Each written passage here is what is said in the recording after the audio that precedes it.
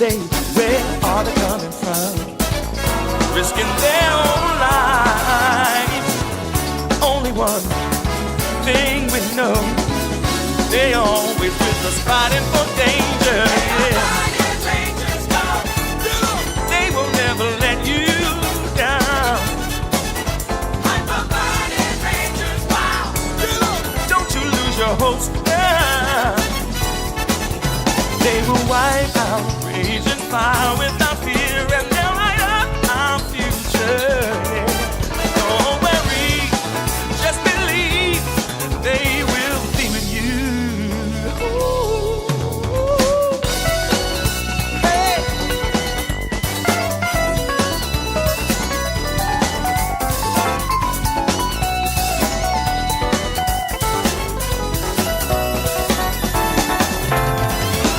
The Rangers have nothing to hide, so as they fight, they stand side by side. For what's right, attacking with pride, protecting the people from all sorts of evil. Trouble and those who do wrong, so violate and get your back torn. You ask what's this, is it justice? Folks who save lives besides crisis.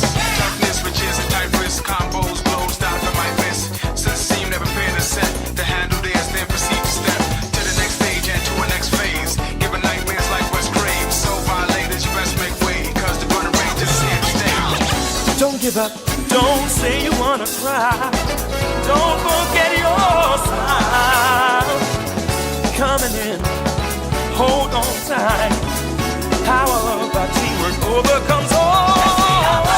Yeah. They will never let you down.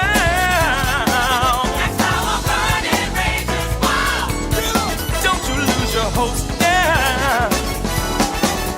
We must be the light of hope for the ones counting on us in the darkness. Don't worry, just believe we will be with you. Yeah. Oh.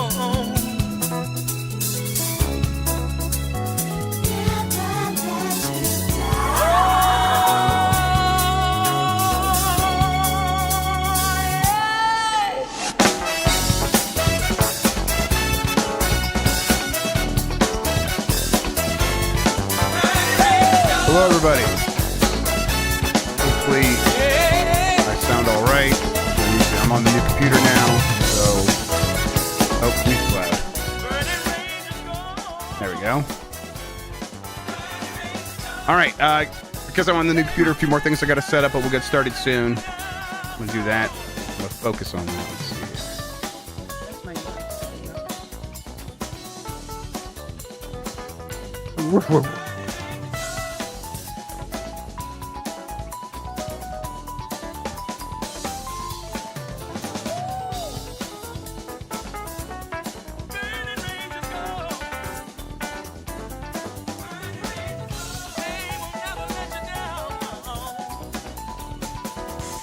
Let's see here. Lexi, the NGP boys really like your bio for their list.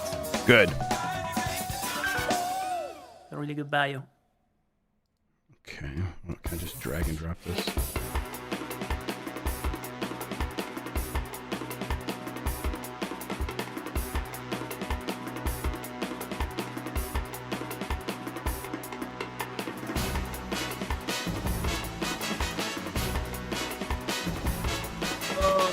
YouTube literally crashed like 5 minutes into the stream. That is so stupid.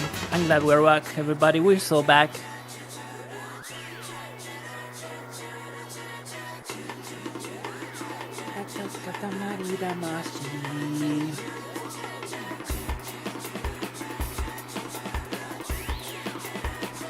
New menu, you see? Pretty sure it is.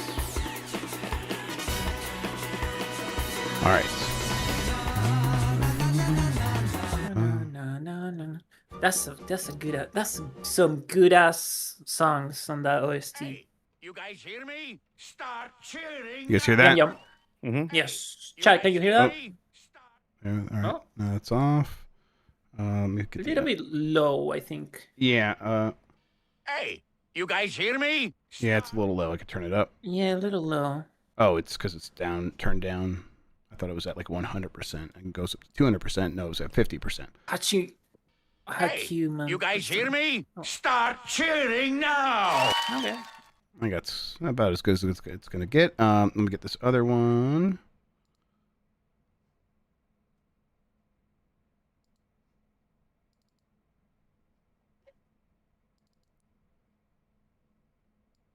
Na na na na na na na na na na na na na.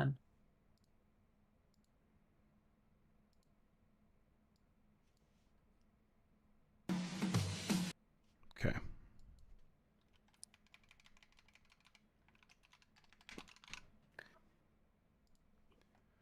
All right.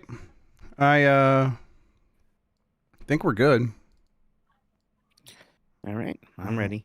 All right, let's I see. am Test, ready. test. I was. Check. My volume is good. Okay, cool. Let me turn that We down. good.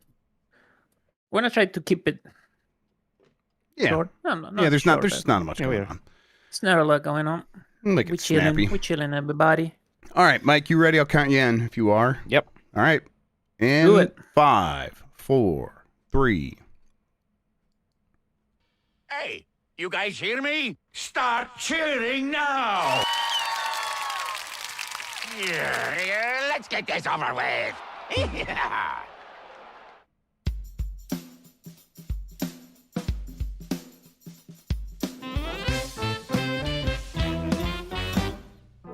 Woof woof. Hi, I'm Mike Minotti, and I am a Nintendog, Hi, I'm Jeff Grubb, and I am a Nintendog. and we are the last of the Ruff, ruff. Nintendogs. Woof, woof, woof. Today, it's the end of the year. It's the start of a new year, and let's bitch about Metroid Prime 4 I at can the do that. end. Let's do that. I got some things I need to say about you people. But first, Jeff, it's good to talk to you again. It's been a little bit. I hope you were able to enjoy your holidays. Yeah, you know, busy one way or the other, but it was a good time. But we had a great Christmas and all that stuff. I got some nice things. Got a lot of nice things for other people. It was good. How about you? Mine were a little difficult this year, but Oh, bummer. yeah, I know, but getting through it.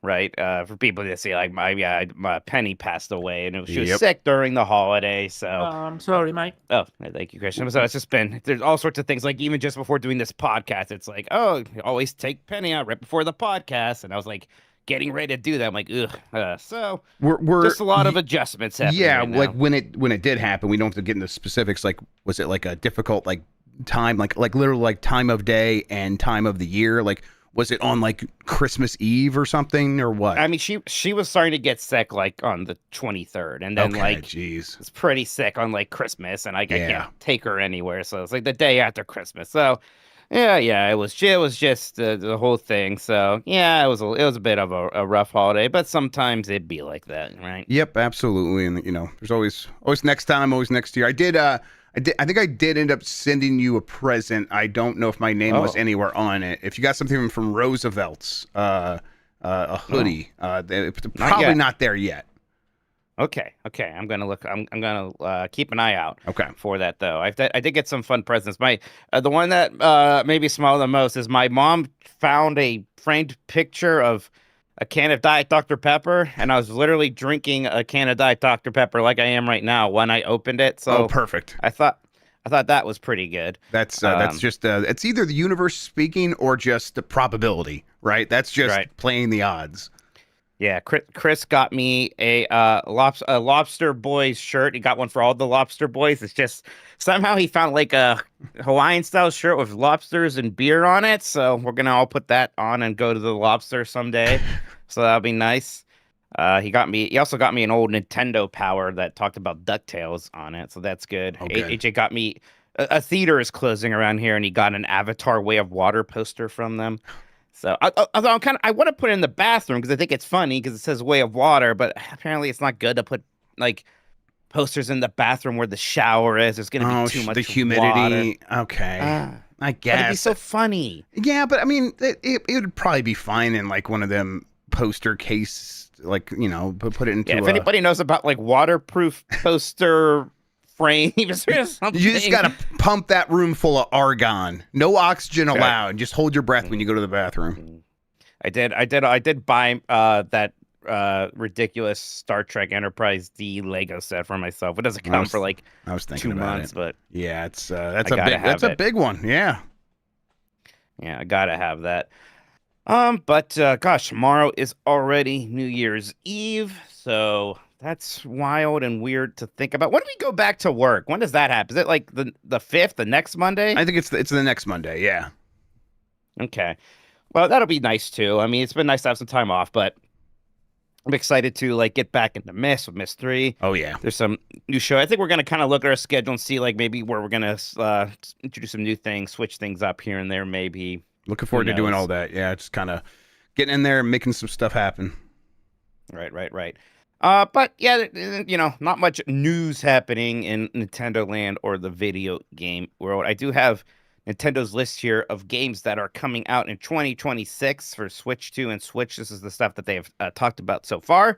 Want me to go over this real quick and see what you think? Yeah, I'm I'm excited to do this. Yeah, it's like I've definitely been like just like to set this up.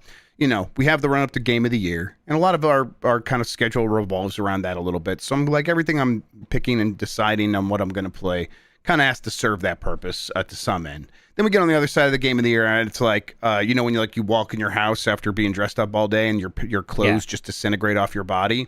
It's like that, but for my backlog, and instead I'm like, I'm going to replay Super Metroid.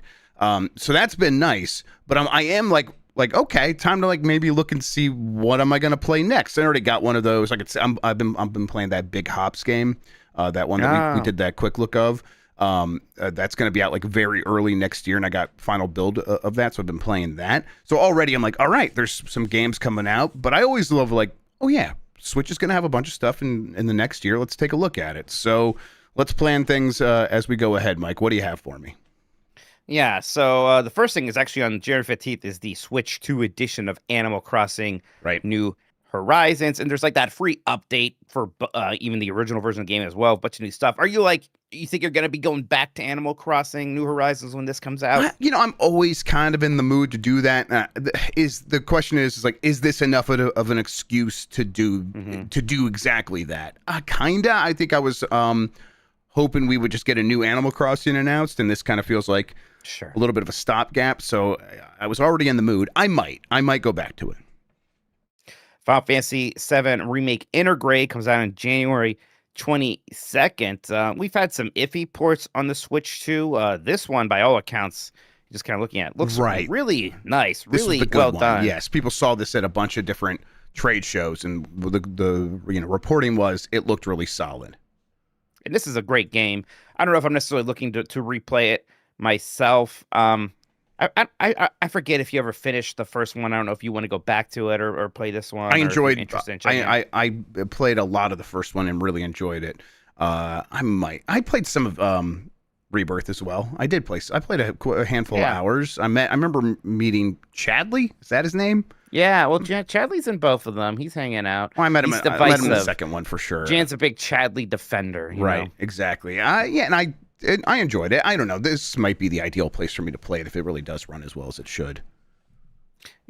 Just an aside here, but I just thought of this. Did you see Avatar 3 yet? No, I haven't had a chance to get to the movies. We were going to go see Zootopia 2, and we couldn't even make that happen because everyone got sick. I haven't seen that yet. Yeah. I want to see that. I thought it was good. I didn't think it was nearly as good as 2.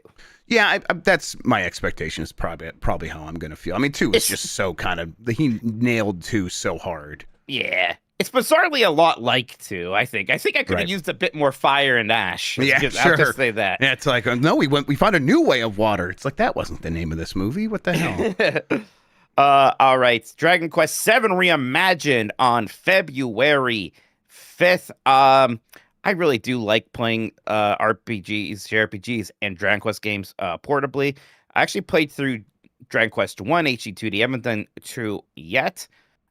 This is really intriguing, though. The fact that, they're remaking this game again, yes, but they are straight up saying in the title they're reimagining, and they are, for people who have played this game before, like me, and I played the 3DS version, they are showing in the trailer just some of the big ways that this is reimagined. This game is known for being a bit long-winded, So there might be some editing there, but maybe even some other things happening. I'm pretty curious about this one as a bit more of a Dragon Quest novice. Do you have any interest in it? I mean, definitely. Like, yeah, I really, really enjoyed what I played of, and I can never remember the number. 10 was it? Yeah, 10, 10S or whatever.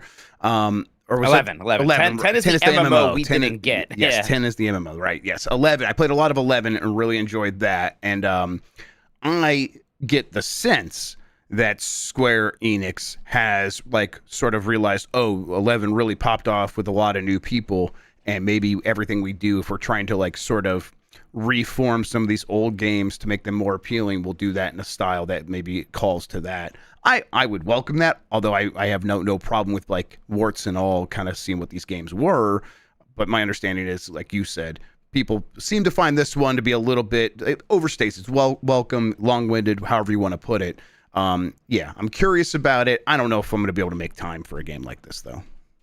Yeah, it's a big one. What's helping it for me is that there's not much really happening. Like, there's some other games for sure, but when in general, when I look at the first quarter of next year, Jeff, I'm not seeing a ton of releases that I'm super concerned about. There are some for sure, and there's some other ones coming up here, but I can see myself finding some time for Dragon Quest VII. Sure.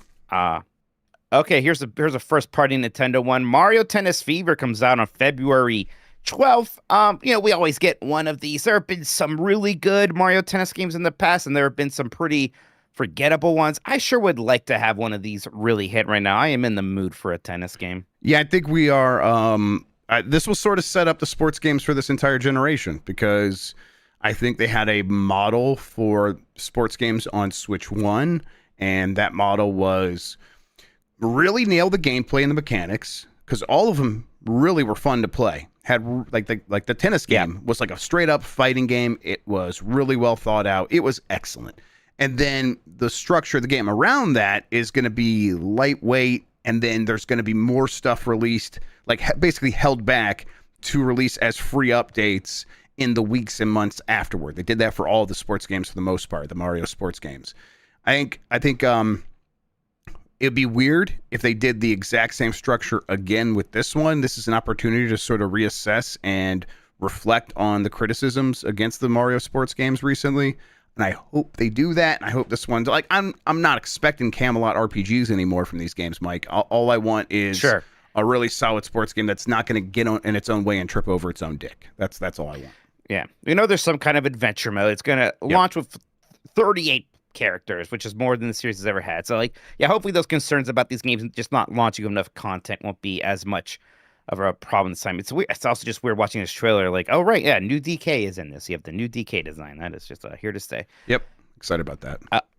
Yakuza Kiwami 3 and Dark Ties is also on February 12th. This is the remake of Yakuza 3. I am still never played much of the series. It's something I mean to do at some point. But how about yourself? Are you think you're going to check this one out, or would you rather go back to a different Yakuza game if you're going to? I still need to go back and really play Zero. It's one I've started a bunch of times now and kind of started to get onboarded with it and would fall off for whatever reason. So I would go back to Zero first and then play through these games. Although, this kind of thing where, you're going to play through all these on stream. At a certain point, I'm like, man, I could just watch Mike play some of these other ones that I won't have time for. Big one for the quarter, Resident Evil Requiem, February 27th. And, of course, Resident Evil 7 and 8 are also coming out on Switch 2 on that date. I mean, Requiem is certainly my most anticipated game for, that first probably half of 2026. And I think it's neat that this game is coming out on Switch 2. I'm probably not going to be playing it there personally. Yeah, I mean, I don't, hate the idea. But, I have a nice PC. I'm going to be playing on my PC. Yep, exactly. Pokemon Pokopia. This is that weird game where you play as a Ditto, and it's sort of a farming sim. It's sort of an Animal Crossing. This game looks interesting. I'm curious, kind of curious to see what people think of it, if it's worth checking out. It's the kind of thing where I bet it's going to be pretty good. And I would be really curious if I found out it was actually great. And I'm sort of hoping for that. Right. It's it does feel like this is one of those that could be very by the numbers and sort of do the things it's supposed to do. But why would I play this instead of there's a bunch of other games in whatever genre it has its toes in. And a lot of those in the indie game scene that have like been updated a million times and have a ton of features. It's like, is this one really going to be able to stand toe to toe with those, other than just and it has Pokemon in it? Will that be the difference? I don't know. Monster Hunter Stories 3 Twisted Reflection is on March 13th. I've never been much for these, and by the way, I realize I'm on the Australian Nintendo website, so I don't know if these are all Australian things I'm actually bringing. There's still games coming out this year. Monster Hunter Stories 3 Twisted Reflection. Even though I hear decent things about the Monster Hunter Stories series, I don't know, my own interest in playing an RPG, like an actual RPG spinoff of Monster Hunter, is just I would play the not that Digimon games before I would play a Monster Hunter Stories. Yeah, I think that's a good way of playing. Even though you're looking at it, like the game certainly looks pretty enough. Sure. Yeah. For sure. I guess I'm like curious, like what is the combat like? Is it just super traditional turn-based? What exactly are the gimmicks? But like I said, I heard some people say good things about these. Maybe I should check it out. I don't know. But, when I think about Monster Hunter Wilds, the thing I didn't like about it was the story. So a game that's called Monster Hunter Stories. Oh, that's way more story than I want. Right, exactly. It's like just that and I'm sure that's not the right way to assess the game, but I feel the same exact way. It's not why I'm coming to those games, so why would I pick up this one about that?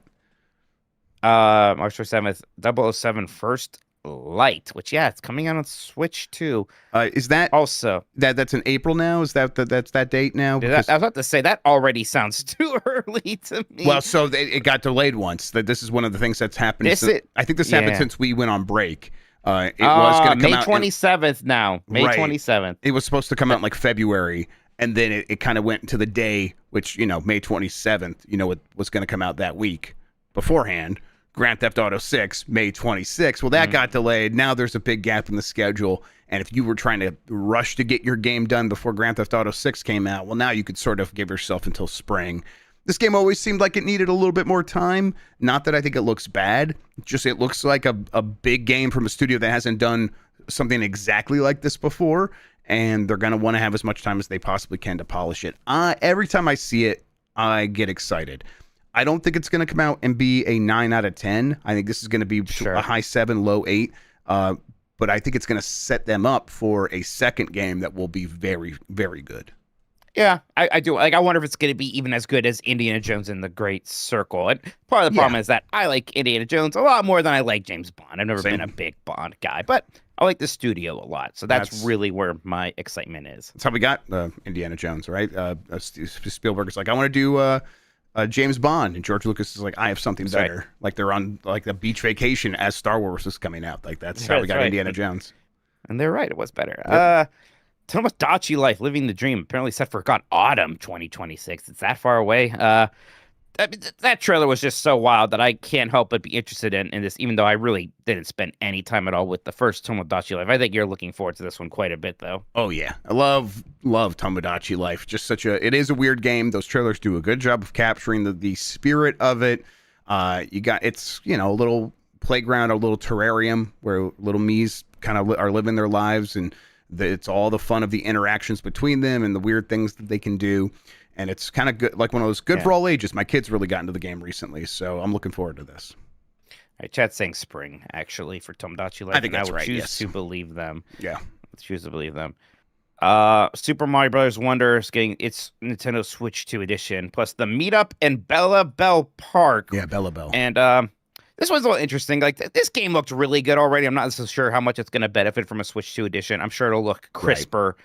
For sure. The Meetup in Bella Bell Park is weird because, what I want from the game is challenge levels, right? And it looks like it's more about kind of goofy multiplayer. I don't know if mini games is the word, but kind of, right? That seems to be the focus. And then there's I think later after they first showed this off, they confirmed, and there will be new stages and stuff like that. But I'm still with you where it's are those new stages going to be more difficult challenge levels, or will there be some sort of ramp up of difficulty? And I don't think that's what they're setting up here. This just feels like more fun and kind of positioning it as a family game, which is fine. It's Mario. Yoshi and the Mysterious Book. I believe that's supposed to happen in the first half of the year. Switch 2 exclusive. I forgot about actually. Yeah, right. I mean, it looks really cute. Again, like the art style looks really nice. It's kind of captures that Yoshi's Island vibe, looking a bit like painterly.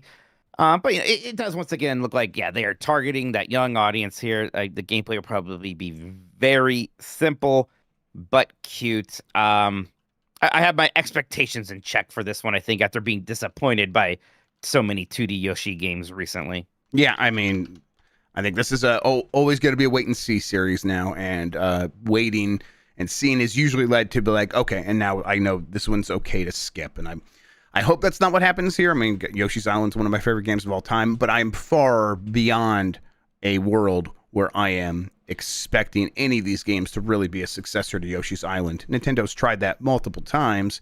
It's never really worked, and then they stopped trying to do that, and I kind of don't blame them.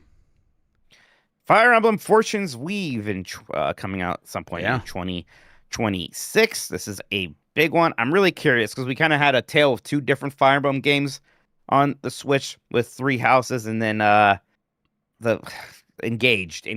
Well, I really like Three Houses. The Engaged didn't really do it for me. It seems like they are clearly trying to do more of a Three Houses kind of thing here. There's even some direct ties to it in the trailer. So yeah, I'm pretty excited for this. I just kind of hope that they find a way to make some of the stuff you do in between the battles interesting and fresh again. Are you looking forward to the new Fire Emblem? Yeah, I'm hopeful that it plays as well as Engage. This is like what I always say about this is it's the best playing tactics of the series ever, and that's a high bar. This is like already one of the better tactics franchises that's out there. And they really nailed that. They just dragged it down in every other way possible. The characters, the story, the in-between segments, the mini games, rubbing on people's faces, whatever the hell you were doing. It's it just kind of got in its own way and did not have the charm that Three Houses did, where even if Three Houses did get in its own way, in my opinion, sometimes I was so into the characters that it overwhelmed me with its positive features. So I'm hoping that we get tactics that are just as good as they were in Engage, and then everything else is sort of spruced up. And I think there's a strong chance that will happen. This looks really good from what we're seeing, and it looks like a fantastic game in terms of graphical quality. The Dusk Bloods from right. Software, and I mean, I still just don't know what to expect from this game because, like, first you see it.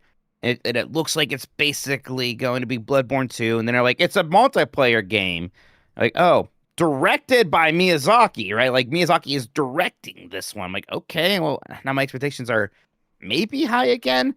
I have a hard time getting a read on this one. I feel like I should be excited. I just don't really understand what they mean by it. Like, what do you mean? What do you mean from Software? Yeah, there's a couple things with this one that's like, well, we could probably safely assume this one is not going to be as Fortnite-y as Night Rain was.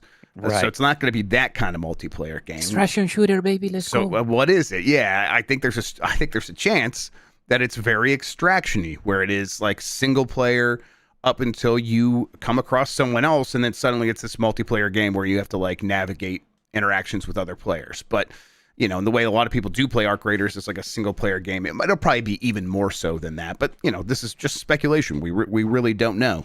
And then there's the side of it where it's from Software, and they just suck at tech. And they're going to put this thing on Switch 2, which should be able to run it just fine if you build a game for it. But it's from Software. And so there's a chance that, like, as they are struggling to get Elden Ring running in a decent way on the Switch Switch 2 to the point where they had to delay it, are they going to be able to figure out the Switch 2 for this game that they're building for the ground up? I don't know. I'm going to be a little bit hesitant about that. So wait and see on that side of things. But, God, when do we see this game next? And when do we really find out what it is? That's going to be exciting. Right. Yeah, that's true. And yeah, there is also that, Elden Ring is coming to the Switch 2. And like, does it even have a release date anymore? Is it just 2026 again now? I'm trying to find out when it's supposed to actually come out. I want to say they used the word indefinitely, but maybe that was another game. Maybe, yeah. So again, we'll see what that looks like. Because when people looked at it, it seemed like it was in real rough shape. All right, here's a fun one. Orbitals. This was kind of the big Yeah. surprise for me from the Game Awards. This is one of those two-player kind of It Takes Two style games, but with this 80s anime sci-fi aesthetic. It just visually looks awesome. Gosh, I'm excited for this one. And it's a Switch 2 exclusive somehow. I'm not really sure why, but okay. This is actually one of my more anticipated ones for the year. It's probably one of those situations where it's like you're making an indie game. Oh my god, I just broke the whole camera. There we go. It's okay, I'm back. Where it's they want to focus on one platform, and they think, hey, if we get excitement around being a Switch 2 exclusive, maybe that gets us a little higher of a profile.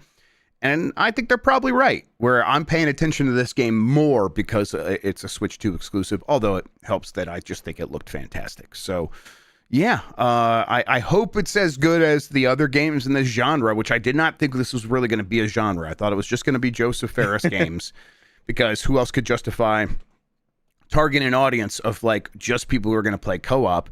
But those games have sold really well and proved that there's a market out there for that.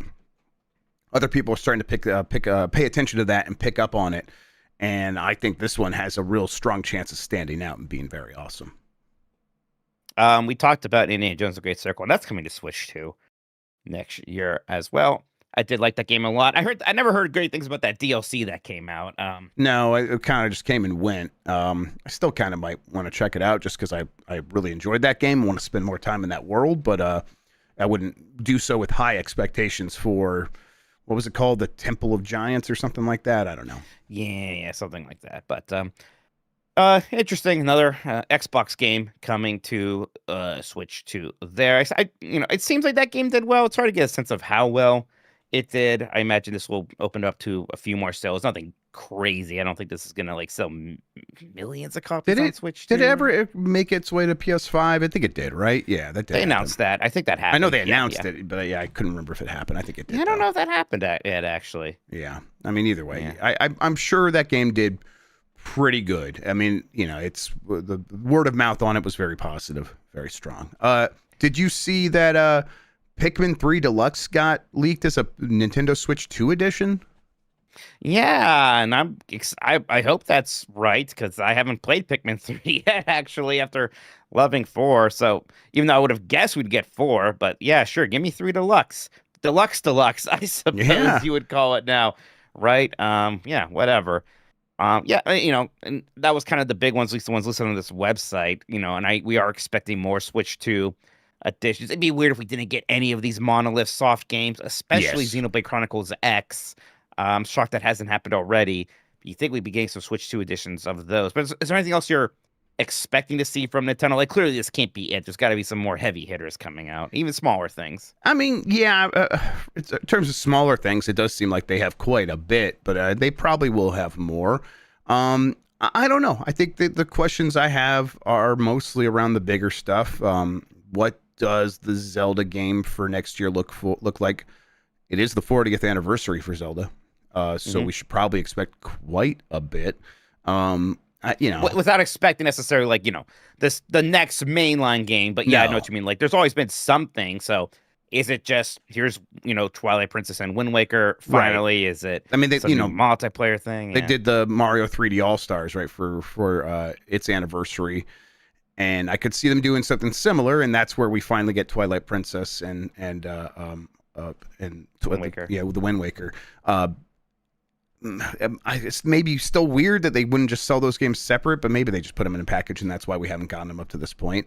And then Mario, like 3D Mario is probably not going to happen this year, but do we even hear it? Do they even hint at it? I'm surprised how many people do think it's happening next year, actually. I mean, people thought it was happening this year still. Yeah, there were some people like, even though Donkey Kong happened, they thought it was going to happen. So I don't know. Maybe it's a little copium. Like, look, it could happen, but that team just released a game. And maybe that game was done earlier and they split off into two teams and blah, blah, blah. But even still, just a year or a year and a half later, their next game comes out. I don't know. It could happen. Luigi's Mansion 4 is the other one that I think that could be a big holiday game that could come out by next holiday. Like, I could see that one being their marquee release. They would treat it as such, especially after how well the last game sold. Right. I guess that's definitely like one of those 10 million plus sellers. My question is like, what's like the 20 million plus selling one? Because sometimes, like, especially year 2, you want to have one of those, and there aren't too many that can do that. Year 2 it's Zelda and Mario, Smash. which probably isn't happening. So that's Smash is kind of my question. I think is they figure something out with Smash already. Whatever the plans are there, but there's a similar thing there where hey, that guy just made a Kirby game that just came out. Yeah. Although we don't know what exactly the plan is for Smash. Definitely seems like we're not getting the new Animal Crossing this year. If we're getting that update, weird things have happened. There will be there will be Pokemon Gen 10 probably, right? Yes, right. So I think if you have Pokemon Gen 10 and Luigi Mansion 4, that alone, and then you have Fire Emblem and other things, that could absolutely do it. Yeah, Pokemon Gen 10 almost certainly is probably happening this year. So yep, I can see a big one as well. All right. So those are some things to look forward to next year. Why don't we take a quick break? We'll come back. We actually have some super chats. We have a mailbag. So let's get going on those. All right, we are on on the BRB screen. They could still hear us. I am good to get back into it. Screen. Yeah, me too. All right. Let's do it. Count you back in, Mike. Fading to black. Coming back up on us in 5, 4, 3. All right, we're back. Let's hear from the super chat, sir. All right, I do have them right here, but let me make my screen a little bit wider so I can read them all in one line. There we go. First up from Lex Luddy. Lexi, how you doing? Chuck somehow made a better CMS than 99% of games media sites. I'm going to be bummed out going back to the 20-year-old ones held together by sellotape. Yeah, it's definitely nice that it just does the things it's supposed to do for the most part. I mean, it's underbaked in some ways. He's like working on a bunch of key features for it. But in terms of just going in there and entering your content and getting it posted up on the website, it was real handy. Lexi did a ton of that. Marino did a ton of it.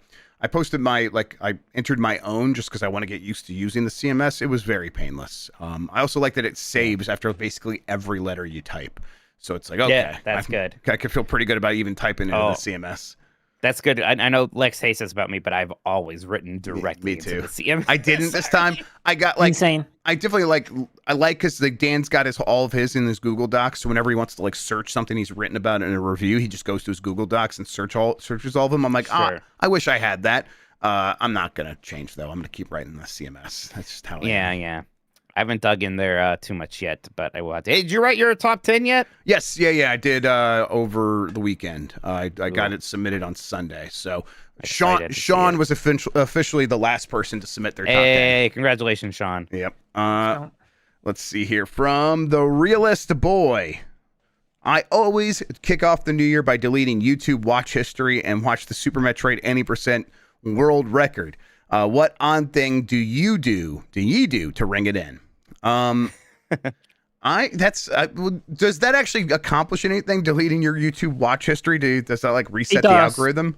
Okay. It resets your whatever the recommended stuff.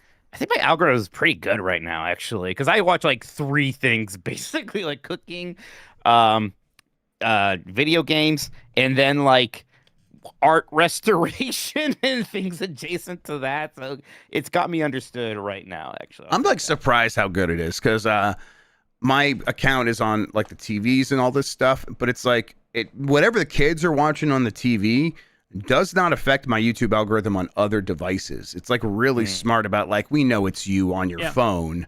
It's not the kids watching whatever bullshit they're watching, so we won't even surface any of that stuff. So yeah, mine's in a pretty good place as well right now. Anything you do for the new year though, Mike? Not consistently, nothing more. I still think about when I was a kid, my uncle's family would come over and we would always play Trivial Pursuit. And so I associate Trivial Pursuit with the new year quite a lot still, actually. And I kind of wish I could bring that back. Specifically the weird 1984 version we played. That was the good one. Right? I had a fun time with that. Yeah, I don't really have anything like that. I just kind of, I'll party for the New Year's and then sleep and then try to get back. I play a match of League of Legends every time. Oh, no wonder your years are always so bad. Oh, yes. Antonio Morales says, missing out on tonight, out with the boys for a B-Day party, but good to have you all back. You all were missed. P. Ness. Thank you, Antonio. We appreciate Hope that. it was at the Lobster. Yep, have a fun one with the boys. Postman Dan says, love you, Penny. Yep, shouts out to Thank Penny. you very much. Absolutely. Bayleaf Moon says, have you guys watched Avatar 3 yet? As a Blue People freak, I immediately got Frontiers of Pandora after watching it, and that game is a sleeper hit. Yeah, there was the new update that was about the Fire and Ash stuff. I wonder what that's like. Yeah. And I think I saw that like the game actually doubled its original like player peak because of that. So Good. it actually worked. I need to go back to that because that game just wasn't running well on my old PC, but now I got the new one and, I can play this new stuff. I think it even has a third person mode, which I'm not really interested in, but Right. I guess it's neat that it's there. I liked when I played that game though. I think it's neat. Me too. I want to spend more time with it as well. I'll find time. The game I was going back to though finally was Jedi Survivor. I was like, I need to do that too. Yeah, and it's like now I'm getting like 300 frames per second in that game. That's what it's like. Oh, that's very different than when that game launched. And yes, that's right. That game was real heavy. Yep. All right. Kitty Cat Man 93 says, I've missed the dogs the last couple of weeks. Wishing you guys a happy new year. Thanks for being a highlight to a pretty terrible 2025. Absolutely, Kitty Cat Man. We're glad to be back. I'm glad we're doing shows this week. It's like, we could have kept taking some time off, but I don't want to take too much time off. We try to be a little consistent. We had a pretty consistent 2025, all things considered. And then the last month, things got a little bit, there was a log jam. And it's like, oh man, that kind of felt bad a little bit. Yeah, it's like, game of the year. And then just have like the one that we actually had to, I think the night we had to do, the Game Awards, we did a podcast anyways. Yeah, I think we did. Yep. Yes, we did. We're always trying our best, everybody. Yep, we appreciate it. All right, and then Steven Sullivan says, I just want Pikmin 3 to have game share. Mission mode is the most replayable aspect of all the Pikmin games, in my opinion. I never did any of that, but that'd be cool to see. I did play some Pikmin 2 multiplayer. That was a lot of fun, but that was a long time ago. Okay, Mike, that does it for the Super Chats. Back over to you. All right, then. Well, let's take a quick break then, and we'll get to the mailbag. How about that? Sounds good. All right. I am still good to go. All right. Me too. Do, Mike. All right. Let's do it. Fade into black. Back to back. Sure, let's go. Back in 5, 4, 3. All right, we're back. We got a mailbag. Jeff, you're a dog. All right, that's enough of that. Here we go. Good boy. Good boy. Oh, no, mailmen deserve that. Don't worry. Eric Perali says, with RAM prices set to increase next year, do you think we finally see Nintendo increase the price of the Switch 2? Yes. Oh, boy. I don't will it look like just a simple price increase? I don't know.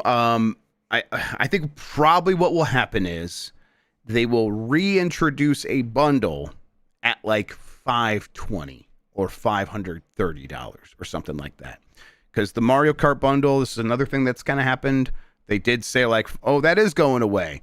And I think they were always, that thing was always a lie and the truth at the same time. The idea that the Mario Kart bundle was this temporary thing. It was only temporary if they needed to sort of like pull the ripcord on that and be like, okay, let's get rid of it so we can sort of reset the price. I think the reason they're doing that is because they want to reset the price. So whatever game they bundle with it, or they put a new color on it, maybe a little, and then reintroduce it with Mario Kart again, and it's actually more expensive. I think that's probably what's going to end up happening here. Will the base model go up? I don't know. Maybe it could, but I think they're going to try to get creative rather than just straight up raise the price right away. They could still do that because it's going to get really bad out there for component pricing. Similar vein from EP88 Box. Do you feel that constant, rapidly inflating console/hardware prices will cause console makers to push back plans of releasing next-gen hardware? Alternatively, do you think they will choose to ignore increasing prices to break the glass and push out a shiny new toy and attempt to kickstart business? All the talk of premium and high-end experiences has me thinking the latter. Love ya, kisses. Yeah, I mean, I think that they will probably delay some. Yes, I think that this is going to cause headaches. Nobody wants to hear about a PlayStation 6 in 2026, yeah, right? Right, yeah. I mean, I think that they'll, it won't like completely derail things. They'll want to sort of do that because that might give them an opportunity to sort of also weirdly like lower their costs if they can really get manipulated. Like the PS6 Lite that I've talked about, where it's like it's basically a PS5. Maybe it's on their new process, but it's still just the PS5 architecture inside. They can make that a lot cheaper if they just shrunk everything, and they should be able to do that. I think they might want to try to figure that stuff out, but they're not going to be able to rush into it, and they're going to have to think about every aspect of how they position these things in terms of price and features and all that. The good news for them is the hardware does not need to be all that much more powerful. It's like where it mostly needs to be. No one's like really tapping out these boxes for the most part, except for a couple of studios. I guess like conversely, like, well, is that a problem? Like, boy, these things are going to be really unexciting then. And like, how do you figure out a way to make them exciting for people? Because they aren't going to be that much more powerful. Yeah, I think that's going to be the really challenging thing. I think the PS5 was benefited from the PS4 being a little bit underwhelming. And so it's like just kind of getting a really good console from front to back was exciting. But other than that, it was like it's still just a PS4 really in the way that we kind of like interact with it. That's going to be even more true this next time around. So yeah, it's going to be a real challenge for him. Next up is Adam Asleep. Finally started. Claire Obscure and says, great as anyone says, anywhere on a Switch 2 port / will it be another good Switch RPG in that vein. I mean, the other thing I think was Baldur's Gate 3 and how both of those games I kind of am expecting ports to get announced for Switch 2 at some point. Probably this year. I don't know both why in 2026. Not. Yes, I think both happen for sure. Yeah. That boy Jerry says, "Are you psychopaths going to play Metroid Other M on stream so we can stop with that wishy-washy BS that's actually better than Prime 4?" I mean, look, when I was done with Metroid Other M, I generally felt positively. That's all I'm gonna say. I played it on stream a few years ago. I didn't finish it, but I played a bunch of it. And Mike was watching me play, and he's like, okay, maybe I'm a little bit generous to it. But even then, I was like, it is the story stuff that really sucks in Other M. And then it's like, it's not like a great game, but it's fun in a lot of ways. I mean, I don't know. It's a fun action game. I think I like it better than Metroid Prime 4, and I don't like Other M. So I don't know. I really, really do not like Metroid Prime. Hey, look, I'll play it again sometime. I think it'd be fun. It has been a long time. I'd like to see. Right. I would love to do like some kind of series where I play like not the worst games ever, Jeff, but like the controversial games and like be like, are they really this bad? Like the Devil May Cry 2s and the Resident Evil 6s and the Metroid Other M's of the world. Games that I don't really think are Blight Club games. Yeah. Really. All Right Club. Yeah. Yeah. All Right Club. Even All Right might be pushing it. Yeah. But, you know. Yeah, Rapid Fire 187 says, can Mike and Grubb tell us their meet cute story? I want to know how these two beautiful souls came to each other's lives. Yeah, Jeff and I were both interns at a website called BitMob. And the first time we met was when we were both at one of the first PAX Easts, actually. Yeah, we kind of all went out to PAX East, yeah. Yeah, that was the one that like had Red Dead Redemption 1 on the show floor and like... Saw Proto Man. So the Proto Man, Alpha Protocol was there. So we were there, and then BitMob got bought by Games Beat, and then we both worked at Games Beat for a long time until Jeff left a few years ago, and I left just this past year. So, yep, and gosh, I mean, when we met at BitMob, how many years ago was that now? BitMob, a long time. Like I even before BitMob, I think I did Exploding Barrel once when when we were just one up together, kind of just in the community. Yeah, this is like 2007. We're talking 2008 maybe. Yep. So to give you an idea, definitely around then, 2007, 2008. Because it was that Uncharted 2 time. That was like my first like one story thing. Yeah, so but it's around Uncharted 2. And like 2008, like as the industry was collapsing. So yeah, yeah, media industry. Rapid Fire. Oh, that's the one I just read. Dan Stevens says, "Hey dogs, what would you like to see in the future for 2D Mario? Wonder was such a step up from Super Mario Brothers U, and I'm hoping Nintendo keeps trying new ideas in the 2D games." Yeah, I mean, I definitely think there's a good blueprint with Wonder. I think the power-ups were a bit of a weak point in Wonder, actually. Like, the Wonder stuff was great. As funny as Elephant Mario was, he didn't really do there wasn't much to it, yeah. I mean, I like the look of it, and but yeah, you're right. The power-ups were a bit of a weak point. But man, Wonder is so snappy feeling. It's such a good feeling platformer. I agree that it can serve as a really strong foundation, and they could just kind of throw the ideas maybe not into the wonder seeds, like throw the ideas into just normal gameplay interactions and kind of see if they can get wacky in that direction. I would welcome that. Man, and not to continue this was a bad end of the year for Mike Dream, but my uncle's funeral was yesterday, and I saw my my cousin there. Oh, you went? Last time I went to this one. But I saw my cousin. I hadn't seen him since he was little because his family moved to Florida. And I saw him, he played video games, but he became he has a baseball scholarship now, right? So my mind, wow. does he play many video games? So I'm like, hey, how's it going? Oh, you still playing games? He's like, yeah, have you heard of Kaizo Mario? I was like, what the fuck? The last thing I was expecting to hear. That's crazy. Mario. Man, is that what they're playing in the clubhouse? Man. Apparently, I was like, hell yeah, okay. Man. Cool. So the kids are all right. I was pleased. Yeah, right. Hell yeah.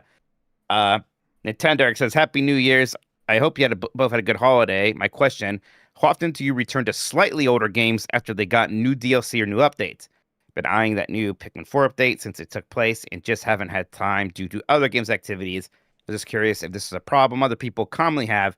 Seems like the farther out a DLC/update releases, the less likely I am to play it. I almost rarely do, honestly. I don't go back to games that are a few years old. I'm so much more likely to play something new or to play something really old. Yeah, yeah, exactly. A big part of it's games and where they end and how they continue. It's such a nebulous thing of we'll put the credits here, and then actually though the real ending is if you keep playing. It's okay, well, so I got to kind of parse that. And so what I always end up doing is I just decide when I'm done. And it's very hard for me to undecide that because there's DLC. It's I have completed this relationship with this experience and I've moved on. It's kind of hard to unravel that. So I think there's always going to be a challenge with getting me back into DLC. Cyrosa says, hey, Dudbolt Man and other M apologists. What are some holiday traditions you enjoy that you do by yourself or with your family? Bonus question is, what games get you in a festive mood? Love you guys. Gosh, I mean, the traditions are all pretty simple, right? You go to family and you have a big dinner and you open the presents. I didn't get to do it this year, but my friends, we used to go see a movie on Christmas night. Sure, which I always like just seeing something.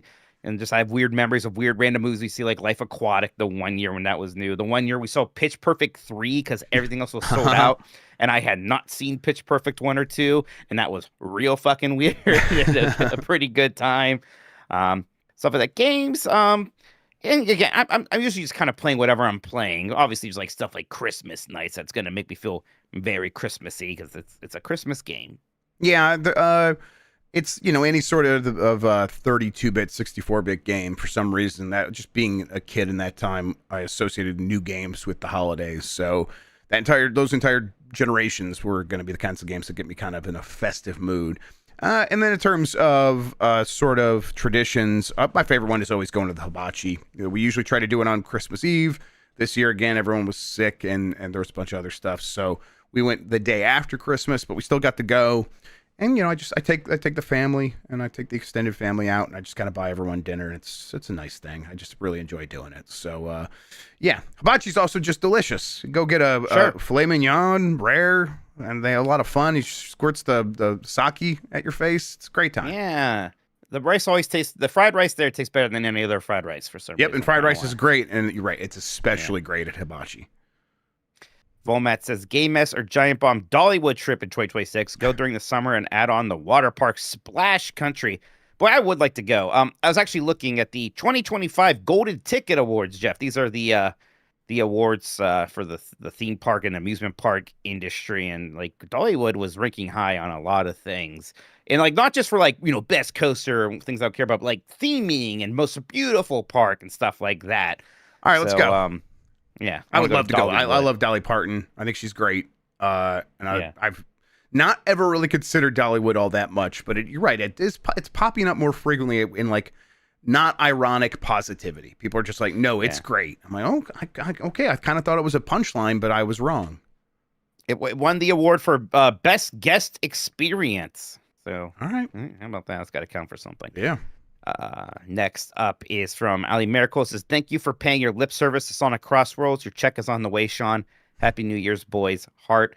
I'll be checking that one out again when Mario and Proto Man are added to that game. And by the way, they added Mega Man and Proto Man when they're added to the game. And the fact that they added Mega Man and Proto Man, they are definitely doing some kind of Mega Man Proto Man thing with that new Mega Man game, right? Like they teased it, but that's why Proto Man is in that as well. It makes sense. Have you been keeping up with the Proto Men stuff? The band, because the album drops in about 2 weeks, not even less than 2 weeks. Oh, is that? I wasn't sure if it was out yet. But January I know that Act 9th, 3 it'll is be finally happening. January 9th, the full thing will be on streaming, and then I think January 12th, the physical edition will be out. For people who don't know, the Proto Men, they're a band who makes concept albums based around Mega Man. It's not, right. It's not like, oh, we added lyrics to this song from Mega Man 2. And they just make songs inspired by their sort of dark, more twisted take on Mega Man lore.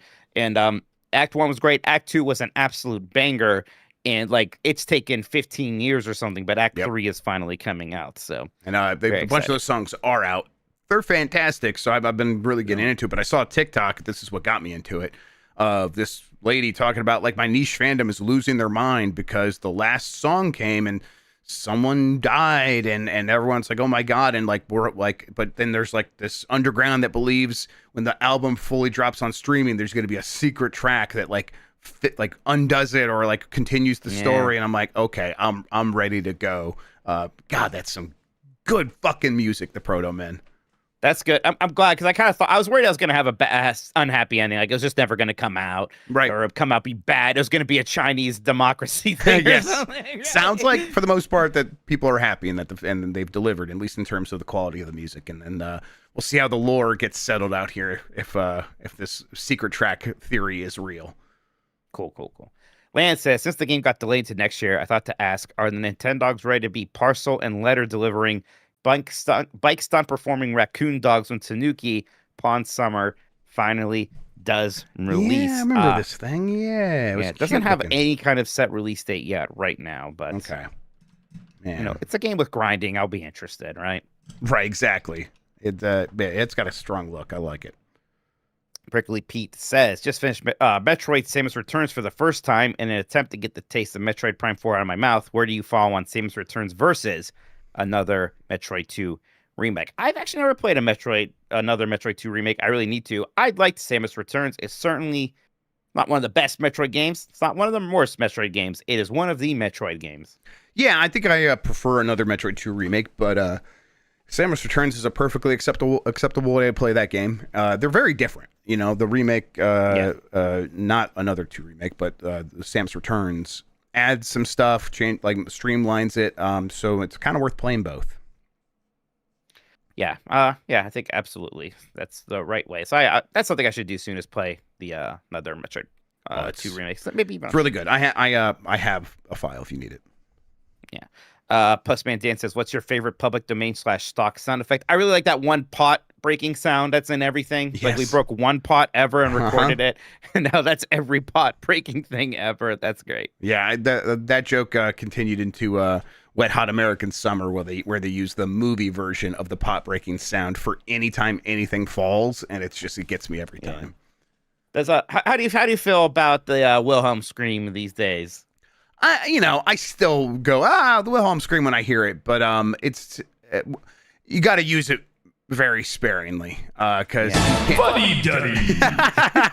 you can't be too cute with it. There's like other screams that have sort of tried to be the Wilhelm scream as well, and it's like I hear those now. It's kind of the same thing, right? Well, there's that one. It was like I remember it mostly from I think Earthworm Jim, but there was like a big scream there that I always hear.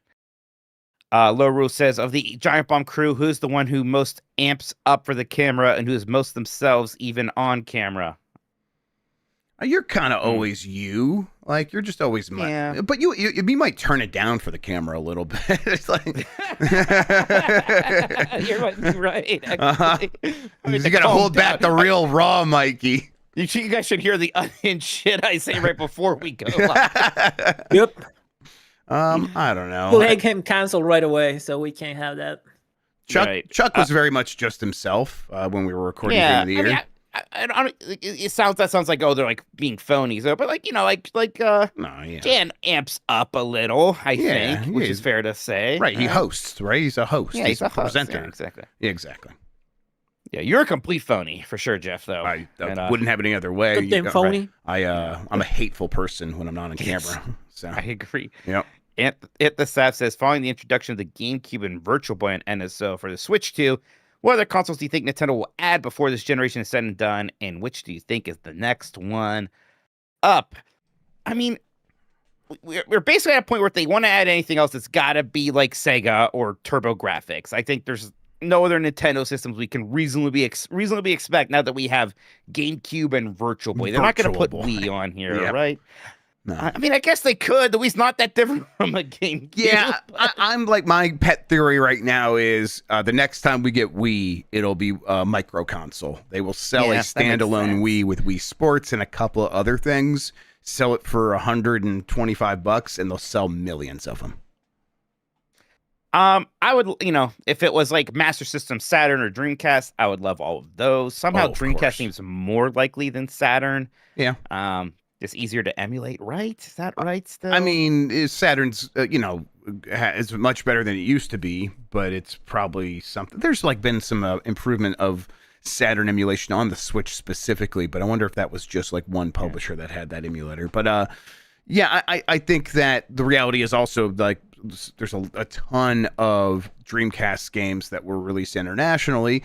And the Saturn kind of like has a limited library in English a little bit, where it's like there's a ton of stuff in Japan, so maybe they just would want to focus on the Dreamcast. I don't know.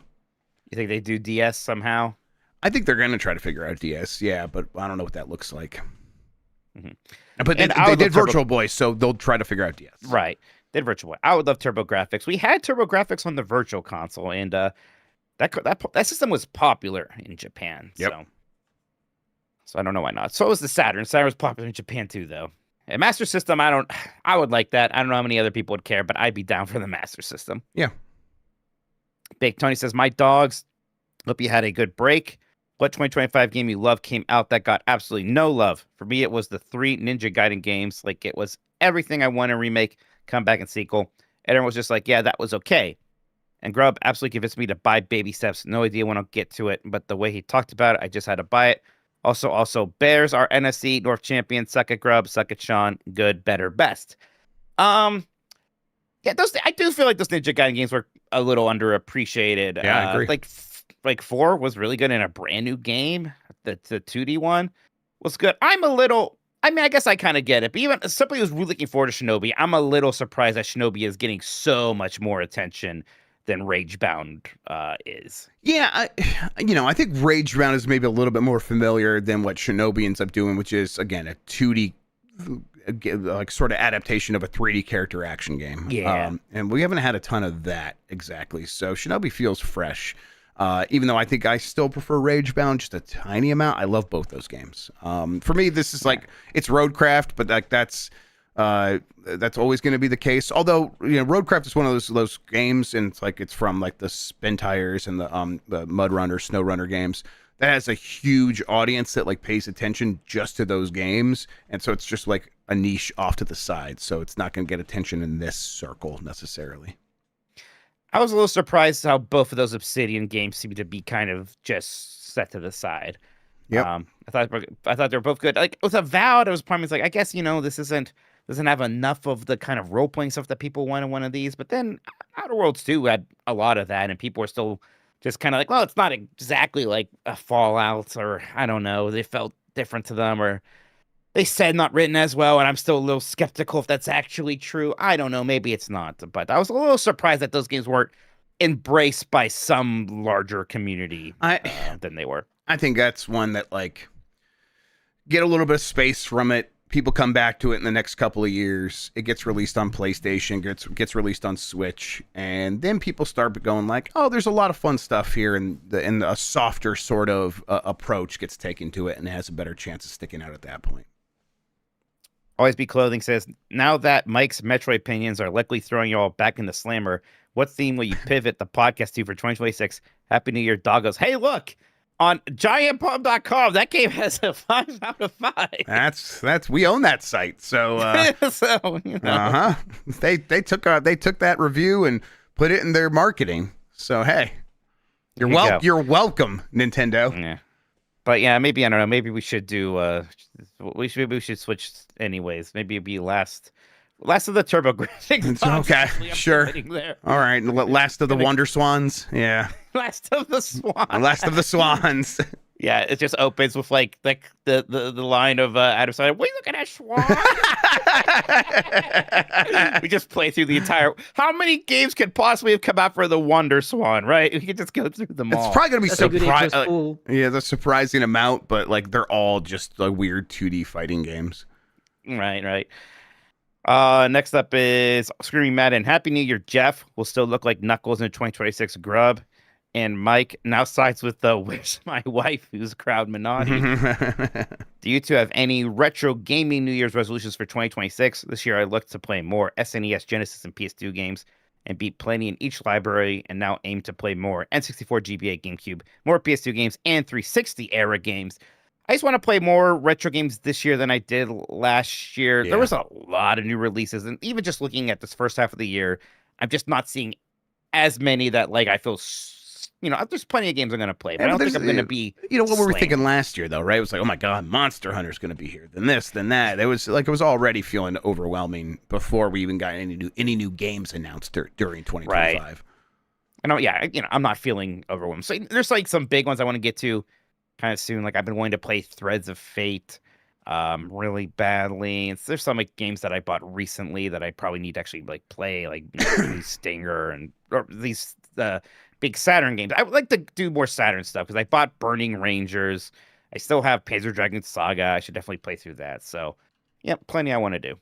I want to spend a lot more time playing PS2 games. PS2 nostalgia, I think, is hitting a fever pitch. I don't know what happened because GameCube was crazy a couple years ago, and for many years it was like everything was GameCube.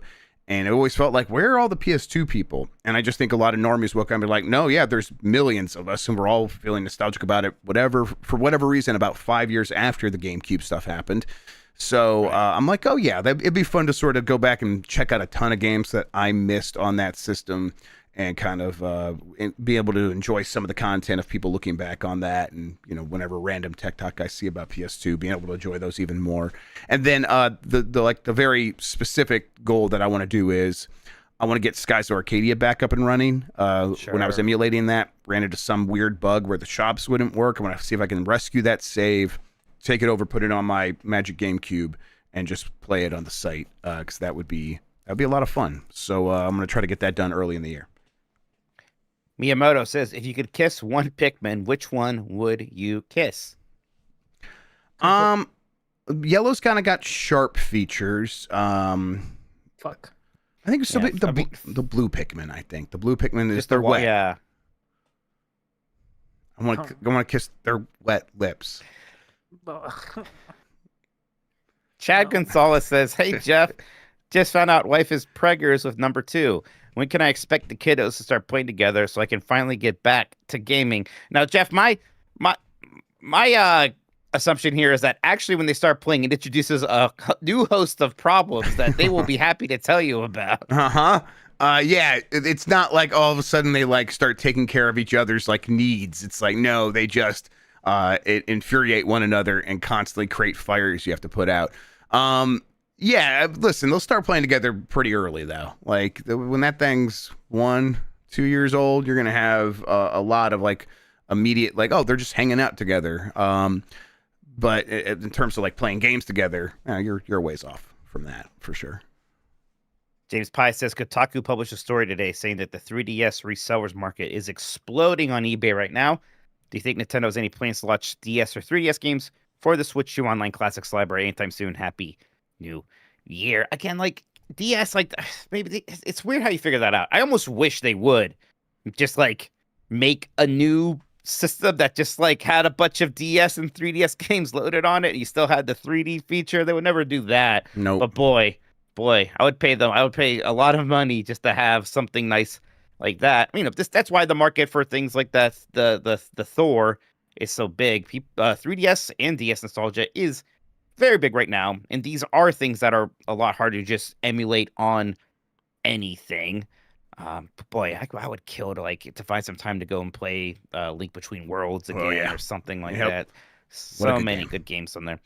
I'm surprised that we haven't seen more remasters. Like it seemed like the Kid Icarus Uprising one was rumored and happening, And then maybe didn't. canceled. Yeah, then maybe not going to happen. Yeah, that's what it seems like. And it's like, and I'm like, I don't know why not. It's weird that Link Between Worlds is stuck there. I think at this point, Super Mario 3D Land is the only 3D Mario game that you can't play on a Switch 2.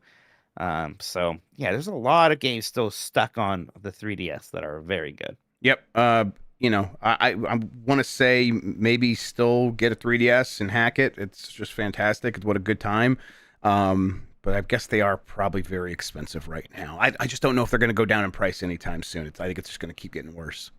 Yeah, boy, Fire Emblem Awakening, that's got to be remade. Yep. At some point. Yeah, right? for Oh my real. gosh. I mean, that was like that was it. That was like, oh man, Fire Emblem is my thing now, and the 3DS has fully arrived when I played Awakening. There's been rumors about Kirby Planet Robobot, which was this amazing Kirby game from there, and we also had Triple Deluxe. Yeah, so many good games that again, there's always rumored that they're getting remade or remastered, and it doesn't happen. All right, Keywork says, "Sup, homie's been in a Star Wars mood, so I picked up Outlaws. It's genuinely got the sauce massive cooked. What is y'all's favorite Star Wars planet? Ooh, happy New Year. Interesting. What's that? There's like the water planet and KOTOR. I always forget its sure. name, but I always like remember the name. There's fish people, different from the Mon Calamari fish people. And I always liked hanging out with them. I'll look that up. But I actually like a lot of the kind of watery planets. Like even, I do not like Star Wars Episode 2, but Camino or whatever. Oh yeah, with the definitely. rain Camino's and the great. waves. Yeah.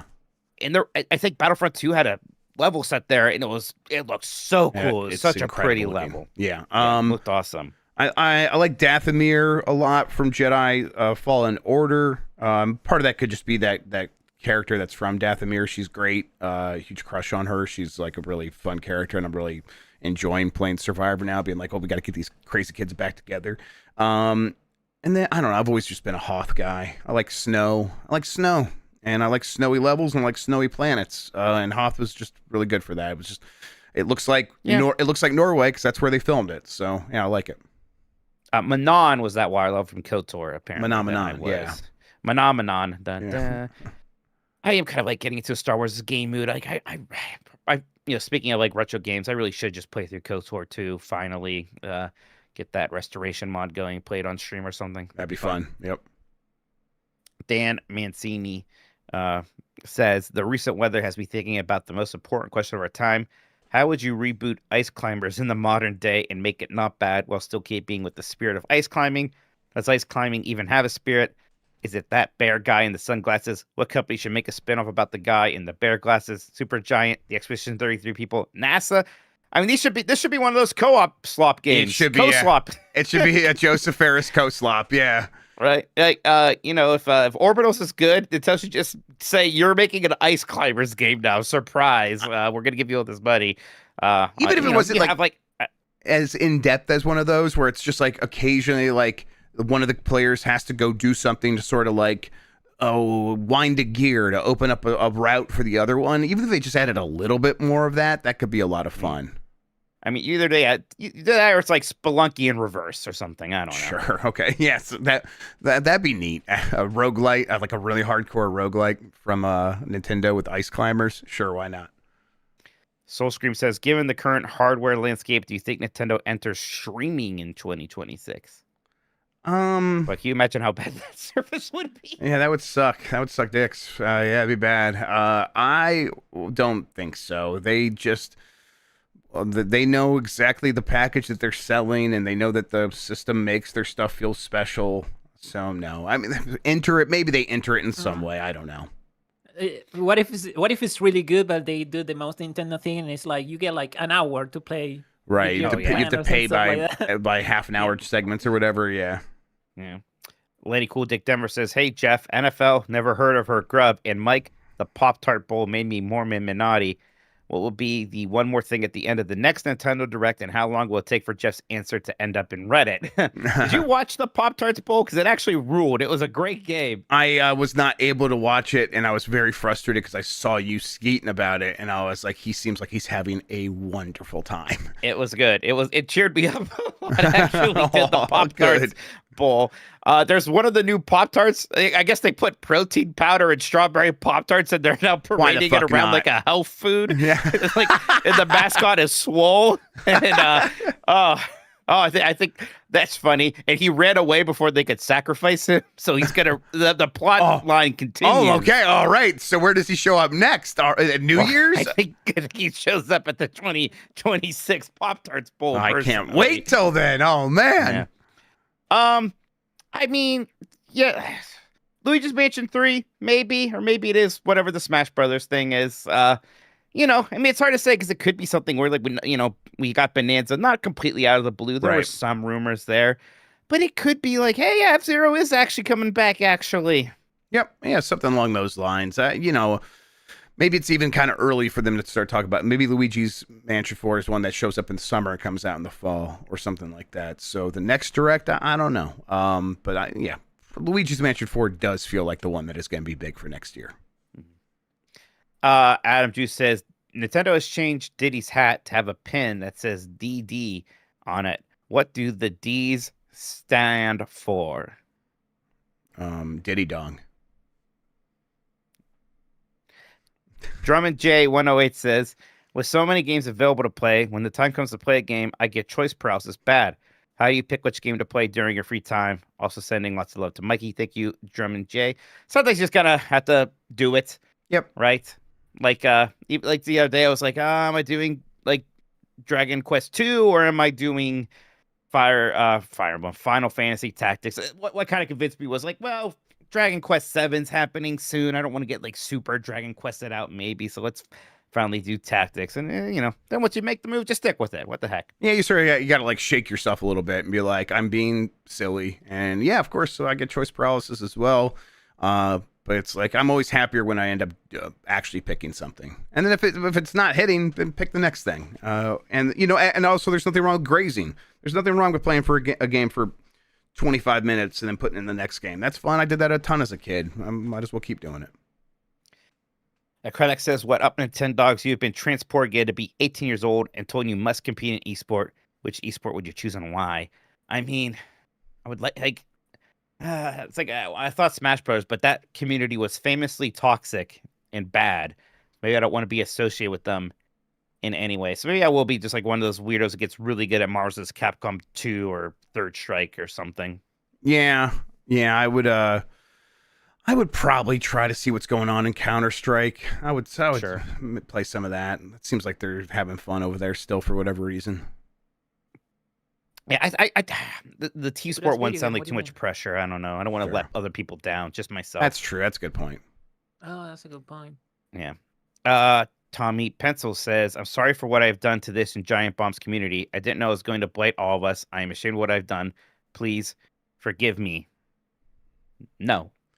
Tommy's our resident Leisure Suit Larry joke maker, and his chickens have come home to roost. That's right. And we're all dealing with it. I still have to play that fucking video game. Holy shit. I have to watch you play it, and then that's rough. And then I get to play Sonic Blast. Of course, yes. Josh P. Wake says, what's your opinion on people who have a single very large boulder in their yard? I respect it. Yeah. I think that's cool. I'm suspicious though. Like, is it hiding something? We don't have too many of those in Ohio. We don't have very many big rocks. No. Really. No. So, you have to like envious. not this part of Ohio, right? Like maybe get down to the Appalachians. You get near that Kentucky or West Virginia territory. Yeah. And who knows what it's the pretty like flat here. There's no rules down there. Like no laws, no government. Yeah. So Yeah, exactly. Don't they put those boulders for like fairies and shit to hide? Isn't that fairies? Yeah. Isn't it like a weird like? I don't know. Like yard gnomes. Like, is that what you're talking about? Kind of like that. Yeah. Like yes, like maybe. Boy, I don't know this lore. I always thought they were there to like hide like they're faux boulders, and they're there to hide like the power boxes and stuff like that. But I don't know. That makes more sense. Johnny Boy says if Nintendo characters were invited to the Jellicle Ball, it would be the Jellicle choice and ascend to the Heaviside lair. um, okay, this is good. Yeah, who's like the most because pity was the ultimate Right? Was it like move, right? was it most deserving or pure most pathetic? So I guess it might be Tingle. I think Tingle might it might be Jellicle Tingle. choice. Tingle. I mean, there's always a shot for Rusty. Rusty could have a Always chance. shot for Rusty. Yeah. Yeah. Well, the Rusty's a dog, and that's not good. That's a good not point. in He'd this be particular denied, game. actually. Yeah. Yeah. Have you watched Wake Up Dead Man, the new No, Knives Out movie? I haven't seen any of the He's Knives so Out, and I good. really should. I Oh, really Oh should. I my know I'd like God. Well, that. that's a That fucking is so party right there, good. Mike. You're gonna love all of them. But Yeah, this I third think one I'd like this a lot. did have an incredible moment where he gets in his car and he's like having an argument with the guy he's been working with, who maybe or maybe isn't the murderer. And he turns on his car, and it's Skimble Shanks the railway cat. He like really quickly goes to turn it off, and it's like, oh man, you know that Benoit Blanc was jamming out to Skimble Shanks. He Oh, was yeah. losing his mind. I was so excited. That's my cat. That's my cat, Skimble Shakes. Okay. Oh, that has some of the best, worst perspective when the cats are dancing on the rail. Yes, railway tracks. I just was completely lost at that point. God, that movie. Okay. Jamie H1224 says, during your Grubb stream with Xbox era, Nick mentioned Square having a presence at the upcoming Xbox Dev Direct. What if instead of Final Fantasy 9, they actually show off a remaster of the 13 trilogy or just support to modern systems? I feel like that comm system would be much more appreciated in a post Expedition 33 world. I think there is some Final Fantasy 13 nostalgia now. I think a lot of times past, I think that the Final Fantasy 13 is good actually crowd has kind of won out on that one. I would certainly welcome a remaster. I never played 2 or 3, and I don't know if I really like. Some people say that they're better. Most people are like, nah, no, they're not. I don't know if I would really be super excited to try them, but maybe. Yeah, what's the status of like Final Fantasy remakes and remasters up through 12? They've like remastered 12 relatively They've recently. never done anything past 12. 12 got Right. a real good one with the Zodiac Age, and that was a while ago. And Yeah. that is great. But yeah, they haven't touched anything past this. I mean, they technically remade 14. Right. But Yeah. But nothing with 13 only 13. has. Yeah, 13 only has like a compilation where like they sell you all the games. It had good backwards compatibility support or Right, something that's right. on the That Xbox. was true. Yeah. So it had that, but it hasn't been remastered. Like 15 is a PC game. What do you have to do to it? 16 so new. So yeah, like the 13 trilogy does seem like Yeah. it should be due for that. I like this especially theory. I like this. Yeah. especially right now when we're not going to get the next mainline Final Fantasy game for a while. It is going to be a season for more remasters and remakes. So yeah, I don't know why not. Yep. I like this. I think it's happening. All right, Bikes and Bruce says, Andy Robinson on the VGC pod has been saying that Nintendo first-party games haven't been as good lately, citing Mario Kart World, DK Bonanza, Mario Wonder, and Metroid Prime 4 as examples. Your thoughts? I mean, maybe half of the... like, there's a bit of this narrative going around, and look, Metroid Prime 4, yeah, disappointing. Mario Kart World, I get what people are disappointed that, me. I think saying that about Bonanza and Wonder is wild. Yeah, I disagree with that. I really, I've played through Wonder like 2.5 times. Every time we played online, I enjoy it. I want to do it more. Like, I would love to be like, create a reason for us to go back and play more multiplayer Mario Brothers Wonder. I think that game is fantastic. And I think the things that people get hung up on about like, oh, the Wonder stuff sort of just feels maybe you're a little bit on rails or whatever. It's like, yeah, they're fun distractions, and it's like they're creative in these other ways, and then go play the real game here, and it's fantastic. Bonanza's awesome. I've been annoyed by the sort of Bonanza's not that good crap. Like, I get people being like, it's surprising. Bonanza's not as good as Super Mario Odyssey. It's like, okay, if that's your bar, I get it. Like, but like, we're not saying therefore it's disappointing. It's like, yeah, it's not as good as one of the best games ever made. It's right. It's comparable. It's right there. Yeah. Yeah. To me, it's not like it's not in the same ballpark. Right. Boy, I don't know. I just had fun the entire time I played Bonanza, and yeah, no game is for everyone. There's a very loud anti Breath of the Wild contingency, which I think is just always Like that is just always a reminder that no game is for Yeah, everyone. that's a good point. But I'm a little surprised how loud the kind of Bonanza blowback has been. Blowback, is that a word? No, blowback is right. Yeah. Okay. But yeah, again, if you want to I get it. Compared to even recent years, it's not just comparing it to the first year of the Switch one, which obviously is not as good as that. It's not the strongest year that we have from Nintendo. And sometimes it just lines up like that. I don't think this is like indicative of some fall at Nintendo or something like that. Yeah, for me, it's like I know it's been a while, and then if Tears of the Kingdom was continuation of that. This is the company that made Breath of the Wild, and I don't see any other company of their scale doing something like that. And so for me, they still have quite a bit of a leash to kind of work on other stuff, and they will have to work through a lot of stuff that is mediocre to sort of use up that space for me. But I've been happy with a lot of these games, and I expect to be like really into a Luigi's Mansion 4 or whatever else we get. Tomodachi Life looks great, so I'm hopeful. And hey, Kirby Air Riders slaps actually. So. Yep, I agree. That was a really good game. Jake's Bakes Cake says, hope you all had the best holidays. What Nintendo franchise is most likely to see a huge bump in popularity on the Switch 2? Better phrase, which franchise would you like to see get the love it deserves? Much love and have a fantastic new year. Yeah, what's going to be the Luigi's Mansion of the Switch 2? It's hard to say because, like, at this point, is there like there's some series that like gets new installments and it's like they kind of do okay. I mean, there's Metroid, but I don't think that's necessarily happening. Is it a case of they bring back F-Zero and it feels pops off more? Feels like an F-Zero sort of thing.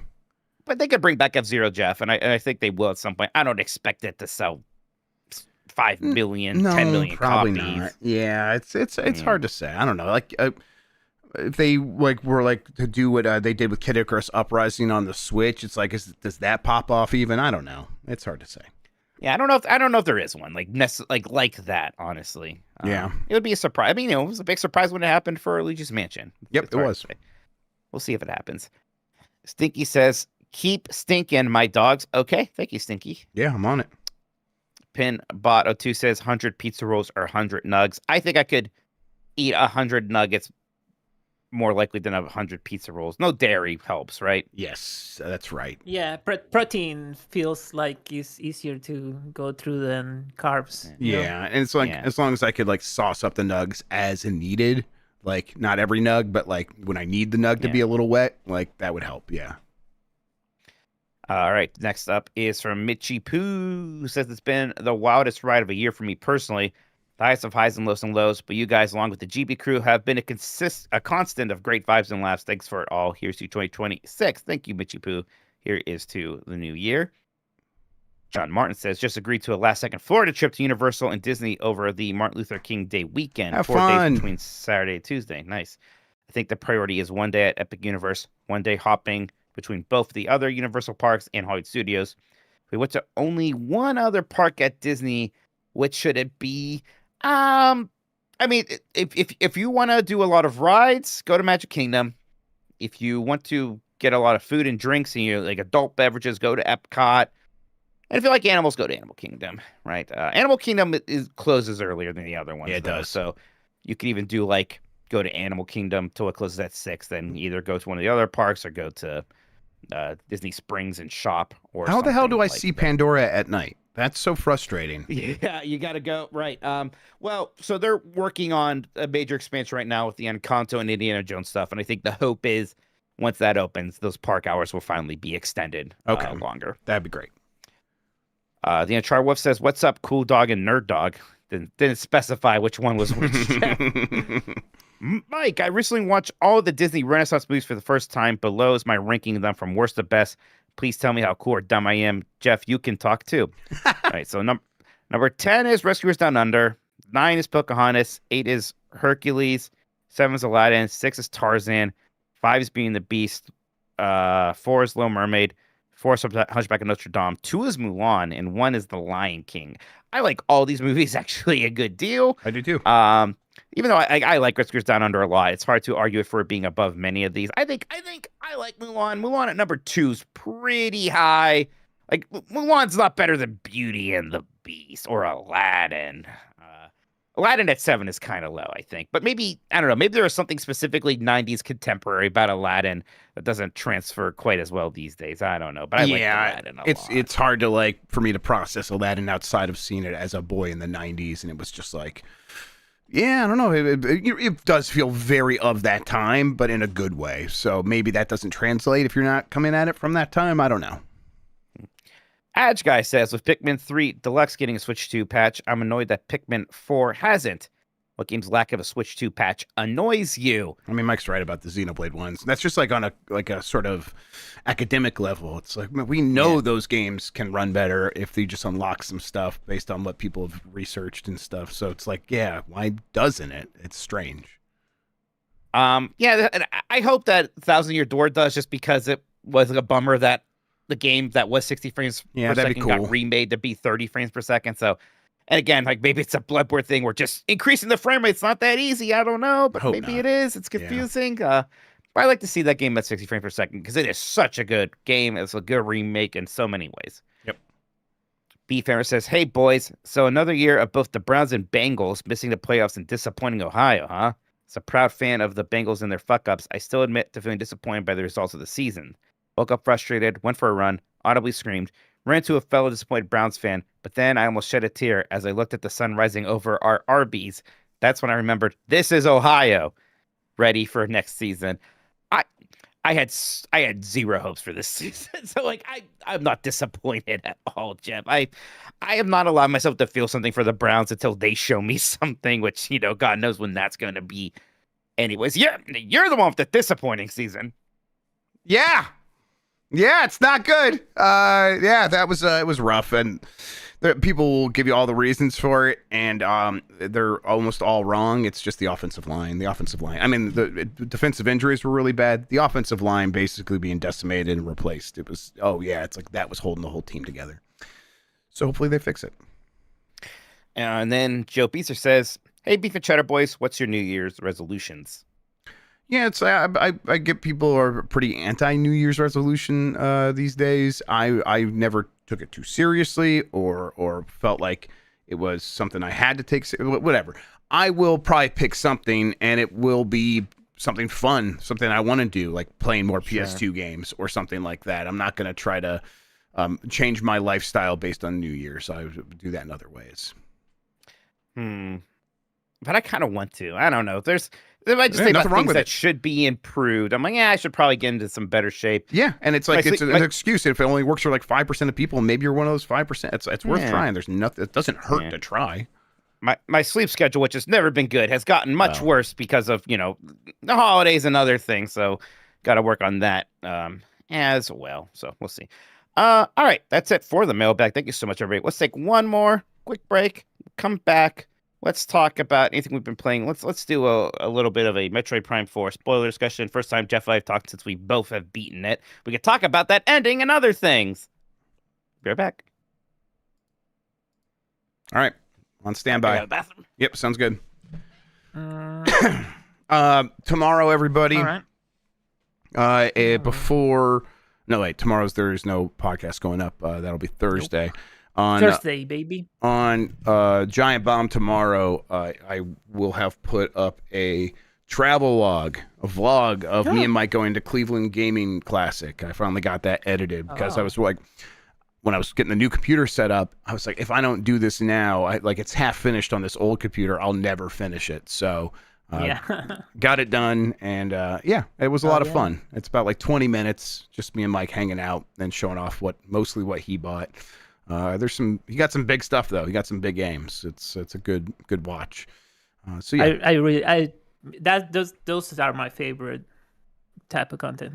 Yeah, it's the travel logs. I really like those. I enjoy. Yeah, I'm enjoying like when we get a chance. It's like, I have this footage. I'll just edit it real quick, and that's a good time. And yeah, I think people just like seeing us hang out in the real world. Yes. It's a good time. Yes. I think I put it on my list. Pretty sure. If not, I forgot.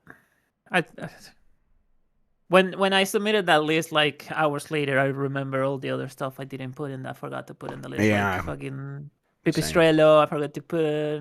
That's how it goes. Yeah. Other stuff.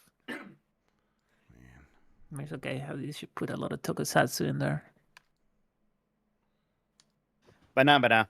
Pretty good. Pretty good. Phenomena. Hey, hi, Sean. Hello. It's Sean. Banana. It's Sean. All right. All right. Frowning friends. I'm ready when you all are. Okay. Fuck, that's genius. What did Fade in I the think black. All right. Let's do it.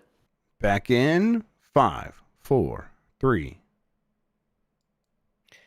All right, we're back. We are going to do a Metroid Prime 4 spoiler discussion here. We'll do that at the very end, though. Before that, Jeff, I did finally start Final Fantasy Tactics, the Evil East Chronicles. Oh, great. Yeah, how are you finding it? Yeah, really nice. I mean, gosh, the playing that remastered version on there, and the writing is so good. The voice acting is so good. Sometimes I'm being tricked into thinking the voice acting's good just because it's British, but it's really good. It just, yeah, I'm always really impressed these days when a game just takes itself very seriously, right? It's at no point is it cute or tries to tell a joke or is ironic or edgy. This thing is just, as serious as a terminal illness, and it's kind of actually nice and refreshing.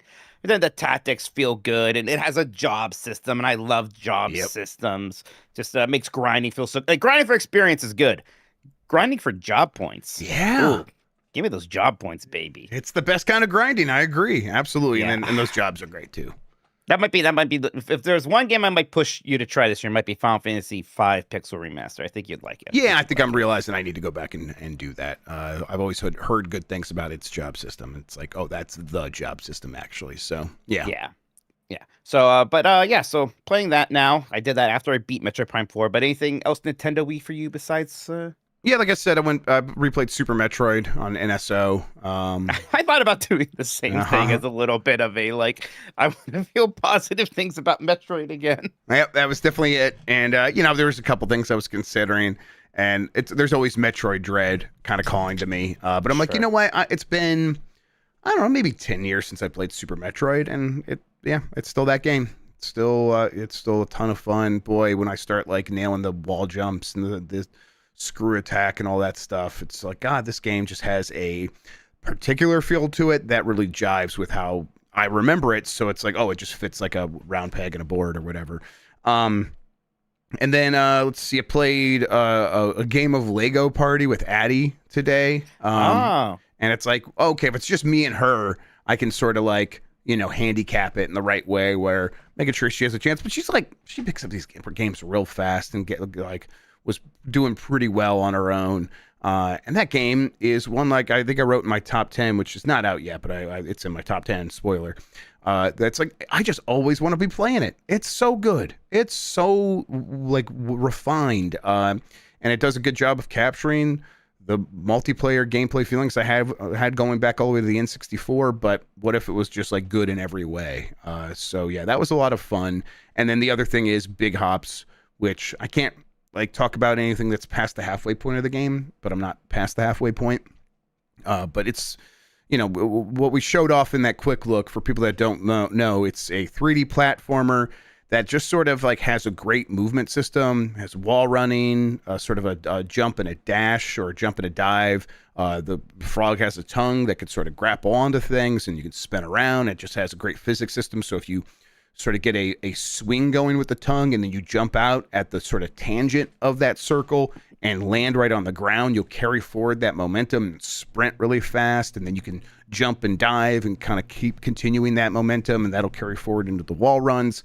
So it just feels really good to play, and I'm already feeling like, oh, hey, early on, the things you're doing are pretty good. It's a really solid, not trying to bog you down with too many collectibles, but it's let's give you fun little challenges. Go get this little orb off to the side, and to do that, you're going to have to use your platforming skills. And then here's a fun little gimmick: you throw the seed, and the seed sprouts into a beanstalk, and you can climb up that thing. And it's really well done so far. So kind of already got an early 2026 game that's on my radar that's really popping off, and I'm excited to be playing that. But yeah, I remember how impressed I was with the demo, watching you play that, Yep. I believe, way back. So yeah, I'm hopeful. Definitely want to check this one out. January 12th is the release date on Big That's right. Hops. It's going to be here before anyone knows it. And so I've been, re-skeeting when I see that developer talking about it. So if people want to see more of it, you can check out my Blue Sky. It's you'll be able to find it on my timeline there. Other than that, yeah, like I said, I was playing some Jedi Survivor. And I wish that was out on Switch 2. It seems like it might be a little bit too heavy for it still. Well, we thought that maybe that was happy because remember they downported it to exactly. PS4? Yes, the PS4 and Xbox One, right? So it runs on a VCR Xbox One. Clearly, they could take that version and put it on Switch 2, but they haven't said they're going to do that yet. So, yeah, I'm not sure. Yeah, and and same thing with Jedi Fallen Order. It's not like that one has had a Switch port either. Oh, so yeah. Yeah, they could just do both of those. Yeah. Don't know what. I wonder how Outlaws did on Switch 2, because that was a port that got a lot of praise. I think it did okay. I think it did okay. I'm trying to remember. I feel like I heard better than expected, but who knows what they were expecting and if it really made a dent in anything. But I was playing some more of that as well. Just am I going to play this or Survivor? And I ended up settling on Survivor. But before I did that, I played some more Outlaws on the Switch 2, and they continue to update that, and it continues to look better and better and run better. It's just kind of a miracle port. It really is the Switch 2's miracle port. All right, you ready to talk about Metroid Prime 4? Yeah. So you finished it. I did. Spoiler alert, everybody. Wait. Yeah. For everybody, we're gonna talk about the ending of the game. So if you wanna talk about everything, leave now and come back later. I don't know. I might. And I'll come back later. She'll just end the show. So if you just want to dip out we'll now, just end the go show. ahead. Just goodbye. Have a good night. Play the game. Finish the game, and then come back and listen. Bye bye. Yeah. It's funny because everyone was talking about the ending so much. I kind of had an idea. Pretty weird and stupid. That they maybe kill everyone off. What did you have the thing? Because I had this problem, and I think I'm seeing other people did, where they do the thing where they're all holding off Silex, the big bad. You're stuck in this thing, and the game's push the button to teleport yourself away. I'm well, no, I'm not gonna do that. And I'm let's see what happens if I don't, because maybe that's a coward thing, and I shouldn't do it, so I don't do it. And then not only do I get a game over, I get sent back to the beginning of the boss fight, and I have to do it again. I was annoying. I think someone, maybe Sean told me, someone told me that what was happening. So I knew no matter what, you're leaving these people behind. So I went ahead and did it. I was just kind of couldn't believe it. So yeah, that's the big weird thing here, everybody, is Samus meets this cadre of people who eventually I ended up really liking. At the very least, they weren't as annoying as everyone was worried they were going to be. And then and then in the story, Samus does grow pretty close to all these characters. There's some where it's that guy's just out in the desert telling you all these deep things and stuff like that. And then that was fun. Yeah, and they come to aid you in this final battle, which is, but whatever. They come to aid you in this final battle, and you have to keep them alive. That was annoying, actually. That was annoying because turns out that when you're locked onto them, keeping them alive, you can't see what the boss is doing. Yes, that was phase bad. 2 and 3 of phase 2 and 3 of that boss was much better than phase 1. Yes, that's right. Yeah, exactly. Once they sort of get into the gimmicks, it's a little bit better. But yeah, then so you save everybody, you defeat Silux, Silux, whatever. I like that. So that sounds like Psy sucks. I like it. And then you kind of get into this thing where you're going to teleport everybody back. Then Silux comes back, and you have to leave everyone behind. That's it. You just have to, no matter what, you have to leave everyone, but all your friends behind. And Samus gets to go back home, but no one else does. Now, what were they thinking? I mean, this was poignant. My guess here is that this is a setup for either DLC or a sequel. But I don't think that's a good idea in either case. No matter what they're doing there, I think that is unsatisfying and poor. It's just poorly done. It's not a good way to end anything. Right. And look, this isn't as bad as say Shenmue 3 really being on sequel bait. But who knows if you're gonna get to make another Metroid Prime? Even still, you might have the tiniest bit of sequel bait in a Metroid game, but to that level, that's no, absolutely not. And if it's not that, if it's supposed to be because there's a part of me I don't think these people are really dead, but it's annoying, it's stupid. I want to see Samus be a hero, exactly, save people. Actually, right? That's what I want. Right. No matter what, even if this does set up a sequel, like she still did this thing that was relatively cowardly. You know, this is not the problem with the game, but it did not help. Right. It's not really the big problem with the game and all the story stuff. I don't know if I was beginning to kind of like the characters. Sure, I think that there was still too much time spent on them. You know, I don't want to constantly compare this to Other M, but like, yes, Other M's story was worse, but it still was a lot of these people. They did call in a lot. I would have to babysit them when they were with me and have to heal them and things like that. We did have to do, like, even before that we had to do the annoying, like, oh, they had a noble sacrifice and JK, they're fine thing and all this stuff. So, you know, none of that stuff necessarily worked for me. But the real problem with this game is level design and just kind of where the game is focusing on. You know, there have certainly been some Metro games that are more linear than others, but I can't think of one that comes close to being this level of certainly certain areas, like the mines toward the end. I almost was done. I almost did not want to play anymore, which is how much it was go from this room to the next room to the next room to the next room. And most of the rooms were like fighting the waves of the same enemy type over and over again. And every enemy in this game has too much health also. They're not even very fun to fight. Like that was definitely where I was not really feeling it. It's just not an exploration, not an emphasis on exploration and platforming and puzzle solving. Instead, it's mostly on the combat, which I don't think is the strongest point of the Metroid Prime games at all. And just this really weak level design. Level aesthetics, very good. Yes. Game's graphics, fantastic. The sound, the music, great. Level design, atrocious. Yeah, I mean, it really is just very bad. And it does feel like they sort of had just pipe like these areas together in such a way to like get you through them so you could see the content that they made, but they didn't have any sort of scope to like have you do fun stuff in these areas. Other than the combat and the action, and that wears out pretty quickly. Like, I didn't think it was ever bad, but you're right, it's not the strong suit.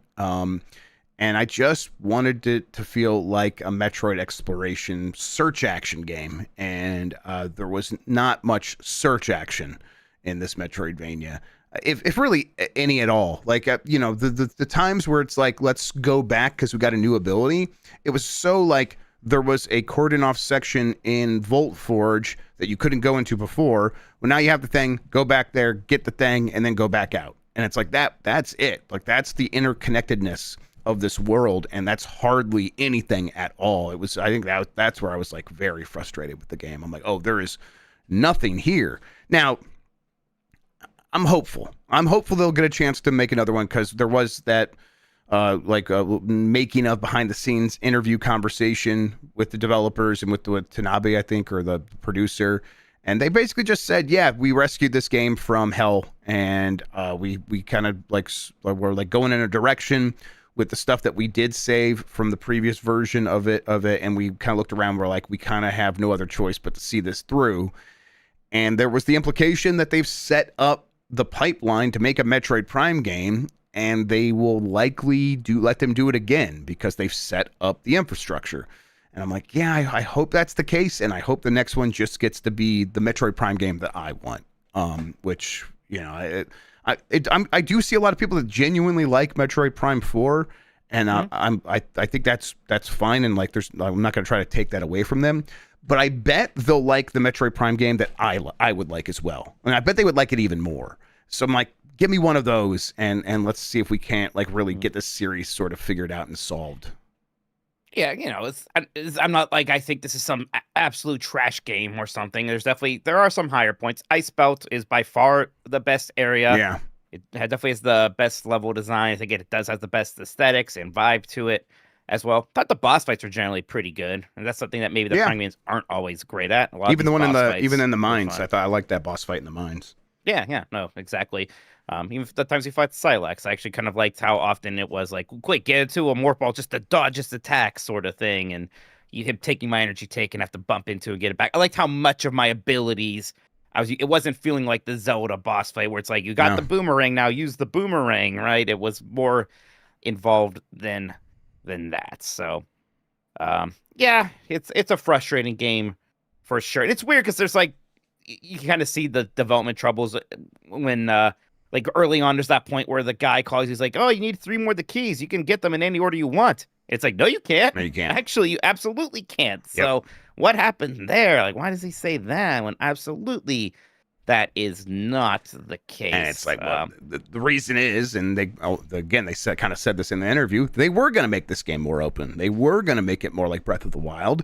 And they're like, they recognized early on that making a Metroidvania search action game that is open was going to be difficult and probably not something that would work. So they had some solutions, and it was going to be this desert area. But obviously, it's like there was other ideas that they were going to tag onto that, and none of that was functioning, and they sort of had to scale it all back. And what we're left with is what they could scrape together to actually work, and that's it. And that it feels very much like a broken game seamed over so that you can kind of just play through it and get to the end. And that's what I did, and I don't feel much about it beyond that.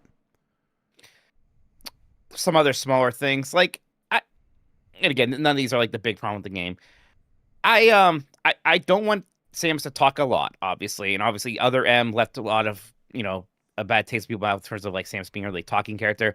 I don't know if Samus needs to be a complete silent protagonist in a game where a lot of people are talking to her, right?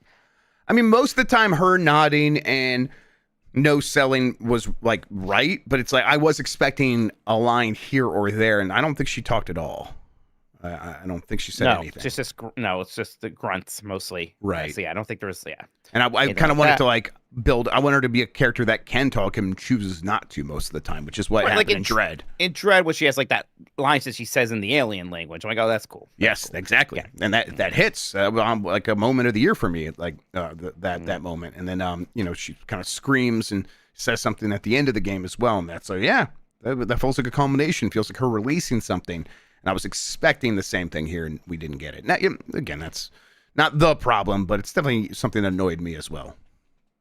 And then, like, the whole green crystal thing, that I almost wasn't bothered by it as much as some people, but it's a strange choice, especially just how many of those you need.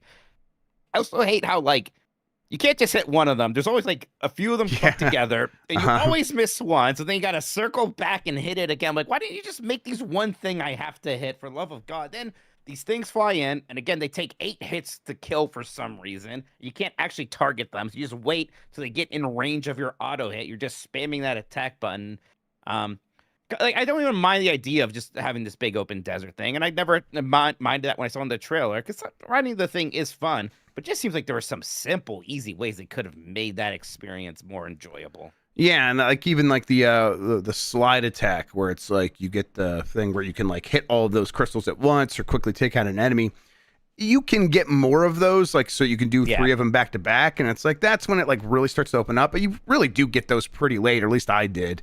And it's like by now it's like, all right, I've got maybe 5 minutes left of searching for these green things. I was again forewarned about needing these green items. Me too. I think that's why I was farming a lot of them early on. Yes, actually. As I was going, I would always make sure I was doing as much as I could, and then you get the map that shows you where they all are, and it's like, okay, I probably had 10 minutes of actually hunting at the end of the game, if that, and that helped soften that at least. It's again still not great, and not what I want to be doing in a Metroid game, but I don't think it hurt it all that much. There's some things I don't even know what I think about, like.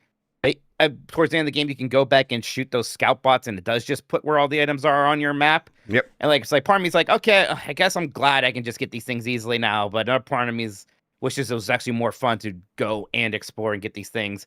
And the process of say getting to Volt Forge from Ice Belt wasn't so tedious. I wouldn't have minded going back there and hunting every time I got a new item, as opposed to just waiting till the end of the game to even think about doing that kind of exploration. Yeah, I also really liked the look and the sounds and the music of Fury Green. And like you're there for, I mean, you go through there in the beginning of the game, and then there's not much reason to ever go back other than to talk to the people to get your upgrades. Right, and there's like the shortcuts, so just like go there, and that's what you do. Right, yeah, right. That's it. It's a weird game. It's a game I'm going to be thinking about for a long time, right? Yeah, it's one I'll be surprised if I ever like replay it, but maybe in a few years I'll be ready to like reassess it. But yeah, I stick by my 2 out of 5. I do not like it. When you said that, I thought you were crazy, and that at the time I was like, it's still a 4 out of 5. And boy, the more I play it, like the more I disliked it. Where like I don't like I'm generously like, hey, maybe it's still a 3 out of 5, but 2 out of 5 is not crazy. It at and all. It's the good things are the way it plays. It's snappy. It looks fantastic. Sounds great. The presentation is off the charts.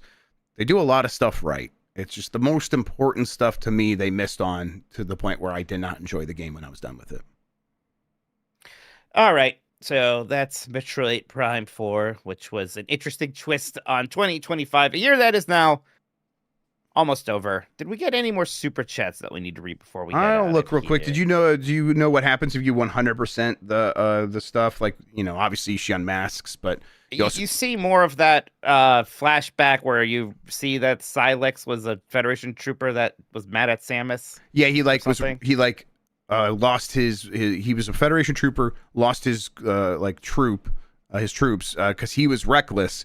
But he blames the Federation and Samus, and now you have a rival or whatever. That's the other thing was they wanted to not give Silex nearly enough screen time for the main villain. Yep. Which was a decent idea, and again the boss fights were fun, but not nearly enough character development there.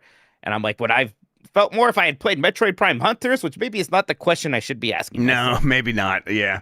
I think we got more here. I don't remember a lot of these. Let me see where we would have left off. Okay. God, still going back here. Do we do this one from Zombie Porin? No. All right. Okay. So we did the Kitty Cat Man. I think we did Steven Sullivan. I think Chrono Rig is where we're at. Okay. Well, we got a few of these. I see. From Chrono Rig. I can't wait to see what Monolith Soft can do with a next-gen power and see what they can do with an open world. Yeah, I think last we heard, that was exactly kind of what they were doing, is sort of retreating back and going to work on their open world technology specifically to get it ready for their next game and for future Zelda games. Because again, they provide that backbone, and that's exciting to me. They really are good at that. Yeah, absolutely. So I bet there will be impressive things about whatever their next game is. Yep, agreed. Perio Tool says, what made the 8 and 16-bit consoles was how devs managed to squeeze every ounce of power out of those systems. Maybe this shortage leads to a longer gen and more innovative and better performing games. PNS. Yeah, I mean, I definitely, I think from the indie developers, we'll definitely see that. I think the big companies will just be like, here is another live service game. Here's another mobile game that we hope turns into a lottery ticket. I don't expect much from the big companies when it comes to that sort of thing. Zombie Porn. Mike, did you ever play that Blood remastered game? And did Jeff ever play the Adventures of Samsara game? Better yet, does Jeff remember what Samsara is? Yes, Samsara is the other Metroidvania game that came out the week that Silksong came out from Atari. I did play a little bit of it. It's pretty okay. Like it doesn't like jump off the screen or anything, but it's clearly a solid Metroidvania. I don't know if I love the way it looked, and that might have been the reason I didn't stick with it. How about you, Mike? Blood remastered? No, I want to. Gosh, this thing really dropped quietly on December 4th. Night Dive really snuck in a couple at the end there because they had freaking the Outlaws, right? And in this as well. Gosh, it's $30, which is kind of a lot for Blood remastered, honestly. I gotta see if I can get a code for this or something, because this was, I think I said before, this is a game that I think on the 3DO looked so cool and I wanted to play it. I never got to, but now's finally my chance to experience Blood. For people who don't know, it was just a Doom-like boomer shooter from that era. From Brono Trigger. Happy holidays, dogs. Thankful for you both and everyone at GB. Thank you, Brono. From Blade Runner. Mike, are you going to apologize to the haters? Give them one at least. I feel like I should. I feel like I'm probably in the wrong somehow, so I'll admit that. But there's a part of me that's like, the things that they were complaining about, they were complaining about how the game looked, which is one of the great things about it. Man, yeah. And like, I don't think companions. the desert isn't necessarily the problem. I'll tell you what, the desert did feel more empty than I was expecting. I definitely gave them some grace there. I was like, come on, they'll figure that out, and they didn't. So No. sure, if you want to have that, yeah, there, the desert was not what it should have been. I think it's a broken clock is right, twice a day sort of situation a little bit. All right, let's see. PS4 News says, Happy New Year's, fellas. Thanks for all the laughs this year. Thank you, PS4, for always being there. House of Herman says, what are the odds we get the original Xbox on NSO? Boy, what is the emulation state of original Xbox? It works. I don't hear much of. It's not maybe not perfect, but yeah. I bet they can get a select handful of games working. Feels like though, you put Master Chief Collection on Switch 2 or something like that, and just do it that way instead. Sell those games. Yeah, there are a lot of interesting Xbox games. Like, you give me Blinks, the Time Cap, and Fusion Frenzy, and even like Sweeper. Brute Force. Then there's all these like banger Sega games, Jet Set Radio Future, and Outrun 2, and there's a lot of interesting things that you could do if it suddenly had Xbox on. I don't think it's happening anytime soon. Maybe on the Switch 3 we get original Xbox.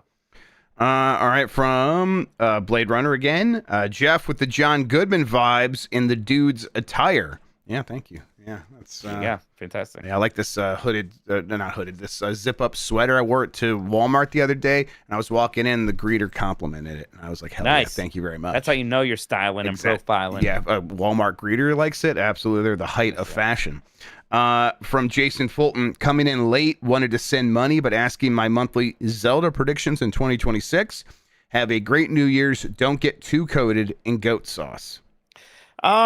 Maybe that Ocarina of Time remake is the thing that happens, huh? That'd be awesome. That'd be cool. Yeah. I'm ready for it. That'd be cool. Yeah. Yeah. I'm definitely looking for an excuse to play Ocarina of Time again. Sure. I'll take a Legend of Zelda 1 remake in the style of Link's Awakening or something from Grezzo again, because that'll be the 40th anniversary of that game. So I wouldn't hate that. That'd be interesting. That'd be interesting. Really, what I would want is the Breath of the Wild prototype that was made in Zelda 1 style that we saw. Sure. I want something along those lines, but no, they'll probably do a 3D game instead, or 3D graphics. All right, and thank you for the money, Jason Fulton. Big Fresh 37 just got the Xbox Ally X, so I'm pretty new to this full screen experience, but I'm a bit unclear on what your issues are with it. Been great so far. Yeah, if you're in a game, it's great. If you are trying to do anything in the Windows side of things, it's still messy. And really, my problems are anytime I try to enter a password and the keyboard doesn't come up, I want to throw it in the fucking ocean. So if that never happens to you, maybe you have better luck with it than I do. It's whenever you have to update things on there, because it's never in it's not all in the same place. You got to update Windows here and your drivers here, and then the ASUS thing here, so it's annoying. Yep, and it's like you're gonna have to go in the legacy Windows control panel settings, even though they try to kind of hide those. And it's like, no, you still need all that. They never sort of fixed those problems, and they're pretending like they have. But yeah, it could be getting better by the day. I've not checked in on him. Postman Dan, as someone who recently started his Wonder Swan journey, it's kind of neat. Rockman and Forte, is it Forte? Yeah. Is easy but unique compared to the SFC versions, the Super Famicom versions. Yeah. Boy, I don't think I knew. I'm looking at this now as well. I don't think I knew Rockman and Forte had a Wonder Swan version. And look at this. It's black and white, and it's a completely different art style, but doesn't just look like the Game Boy ones. Huh. Interesting looking. That's wild. Yeah, maybe we should become Wonder Swan people. That'll be thing. I remember at the time, Wonder Swan was really neat because they had the Final Fantasy 1 and 2 remakes before those got ported to Game Boy Advance and then PSP later. So I was hearing about Wonder Swan a lot. From Chrono Rig, hey dogs, with all of this components parts going up in prices, what do you think Nintendo puts out first, a cheaper Switch 2 Lite or Switch 2 OLED Pro? Yeah, that's a good point. I think the increased prices on components would lean them towards a Switch 2 OLED instead, because just a higher price makes it inherently easier to cover higher costs. That's why we saw the base model of the Switch or of the Steam Deck LCD version, they cut off that bottom model, so you can't get that anymore. because they sell for slightly higher price. It helps cover some of these other costs. But I don't know. I mean, honestly, they probably won't even rush out a Switch to OLED. They'll probably do something else instead. Soothing Bath, did the Starfinder game during the Bombathon trigger any desire for further tabletop RPGs, either for content or for fun? Oh, sure. Yes. Yeah. I had a good time with that. I had a lot of fun. It was like late, and yet we were still having a good time. And I was kind of like, I thought we were a pretty good crew. It was a lot of fun. I thought Chuck did an excellent job. So, yeah, it was fun to sort of just kind of figure it out and then sort of be like, okay, I did my thing. Now sit back and let's see what ideas you guys come up with. It was, I had a really good time. From Kono Nikosama, and I know we both always say that wrong. What's the biggest game you are not looking forward to next year? Hope you all had a good Christmas and a happy New Year. I'm back on not caring about Grand Theft Auto 6. I was going to say Grand Theft Auto 6, man. I'm back I am on it. actively not looking forward to that game coming out. It got to the point where like what people expect from that game is impossible for that game to like deliver on. You know what I mean? I bet a lot of people are going to like it. I bet it's going to win Game of the Year at the Game Awards, you know? Yes, I bet a lot of people sure. are going to love it. I bet it's going to get like a 97 average score or 98, and I'm going to continue to not be all that interested in it. But not only the people, but also like the industry is like every CEO is like waiting for this game to make it like it's gonna save the industry like out of the sun, and like we're gonna sell millions upon millions of new consoles from one day to the next. I don't think that's gonna happen. I mean, they'll it's sell not, a lot of it's consoles. not this. Yeah. It will sell a lot of consoles, but I don't know. We'll see exactly what it does. It's weird. We haven't had these kind of expectations for a game in a very long time. Yeah, I'll be interested to like just kind of like to look at it for technical reasons. I want to like just see how it's running. Yeah, I have an academic interest in it more than I care about the game, for sure. All right. From Last Geek, I missed you, duders. My podcast feeds have been so empty without you. Yeah, we missed you all as well. We'll be back, full regular schedule next week. But for now, let's do this. We'll do Decides on Thursday. So come back on Thursday, everybody. VT Brian, my YouTube recap says Nintendogs is my most watched game this year. If you ever make a road trip down I-95 in Central Virginia, come to the largest Arby's. Okay. Oh, Absolutely. Oh, that's interesting. Large Arby's. Oh, I got to see what that looks like. Yeah, right. What do they do? So much room for activities, right? David Swimmer, which I think is a Monadiism. I think you said David Swimmer one time. Happy New Year, dudes. Happy New Year to you as well, David Swimmer. I love when I get people's names wrong and then they change it for me. Yes. That's a big help. I appreciate it. Thank you, everyone. I think that does it for the super chats. And thank you, everybody, for sending those in. Well, just like we said, Jeff, was a shorter episode. Whenever we say that, we curse ourselves. It never works out. Yeah, I had a fun time. It was great to get back into it. Absolutely. Absolutely. There we go. All right. So yeah, we'll see you all on New Year's Day, New Year's evening. We'll talk about, I don't know if we're doing our game of the year or what. We'll figure it out. No, we'll probably find another time to do that. I'll probably, I was going to get this basement fixed up, and maybe you can come over here. We're gonna, you know what? Sometime, yeah. Maybe, I was thinking, this might be weird, but maybe we drive out to Pittsburgh for whatchamacallit. Maybe we could just do it in the car as like a fun little thing or something like that. Sure, because that's, that starts on the 3rd. God, that starts this Saturday, I think. Or Sunday. I think, is it this week or is it next? I think it's this next week, man. Holy shit. Yeah. All right, so we got to find a time when we're going out there, but we're going to be there. Awesome Games Done Quick in Pittsburgh, and so me and Mike are going to go out there. We'll pick a day, and maybe we'll just record something when we're in person together and put that out. Yeah, I'll figure that soon. I'm very excited. I always have a very good time. Check John Bob for more lists. Yeah, John Bob, and the travel log will be on the site tomorrow, everybody. Bye, everyone. Game of the year, the final day on the 1st, right? Thursday, so. Yep. There you go. Find out what our game of the year is.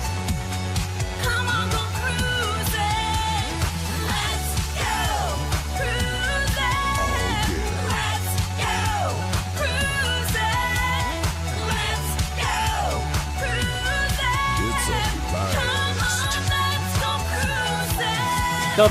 Thank you. Stop donating to my coffee. It's getting scary now. No, it's good. Diddy dong. That's good. Oh, Bukaki.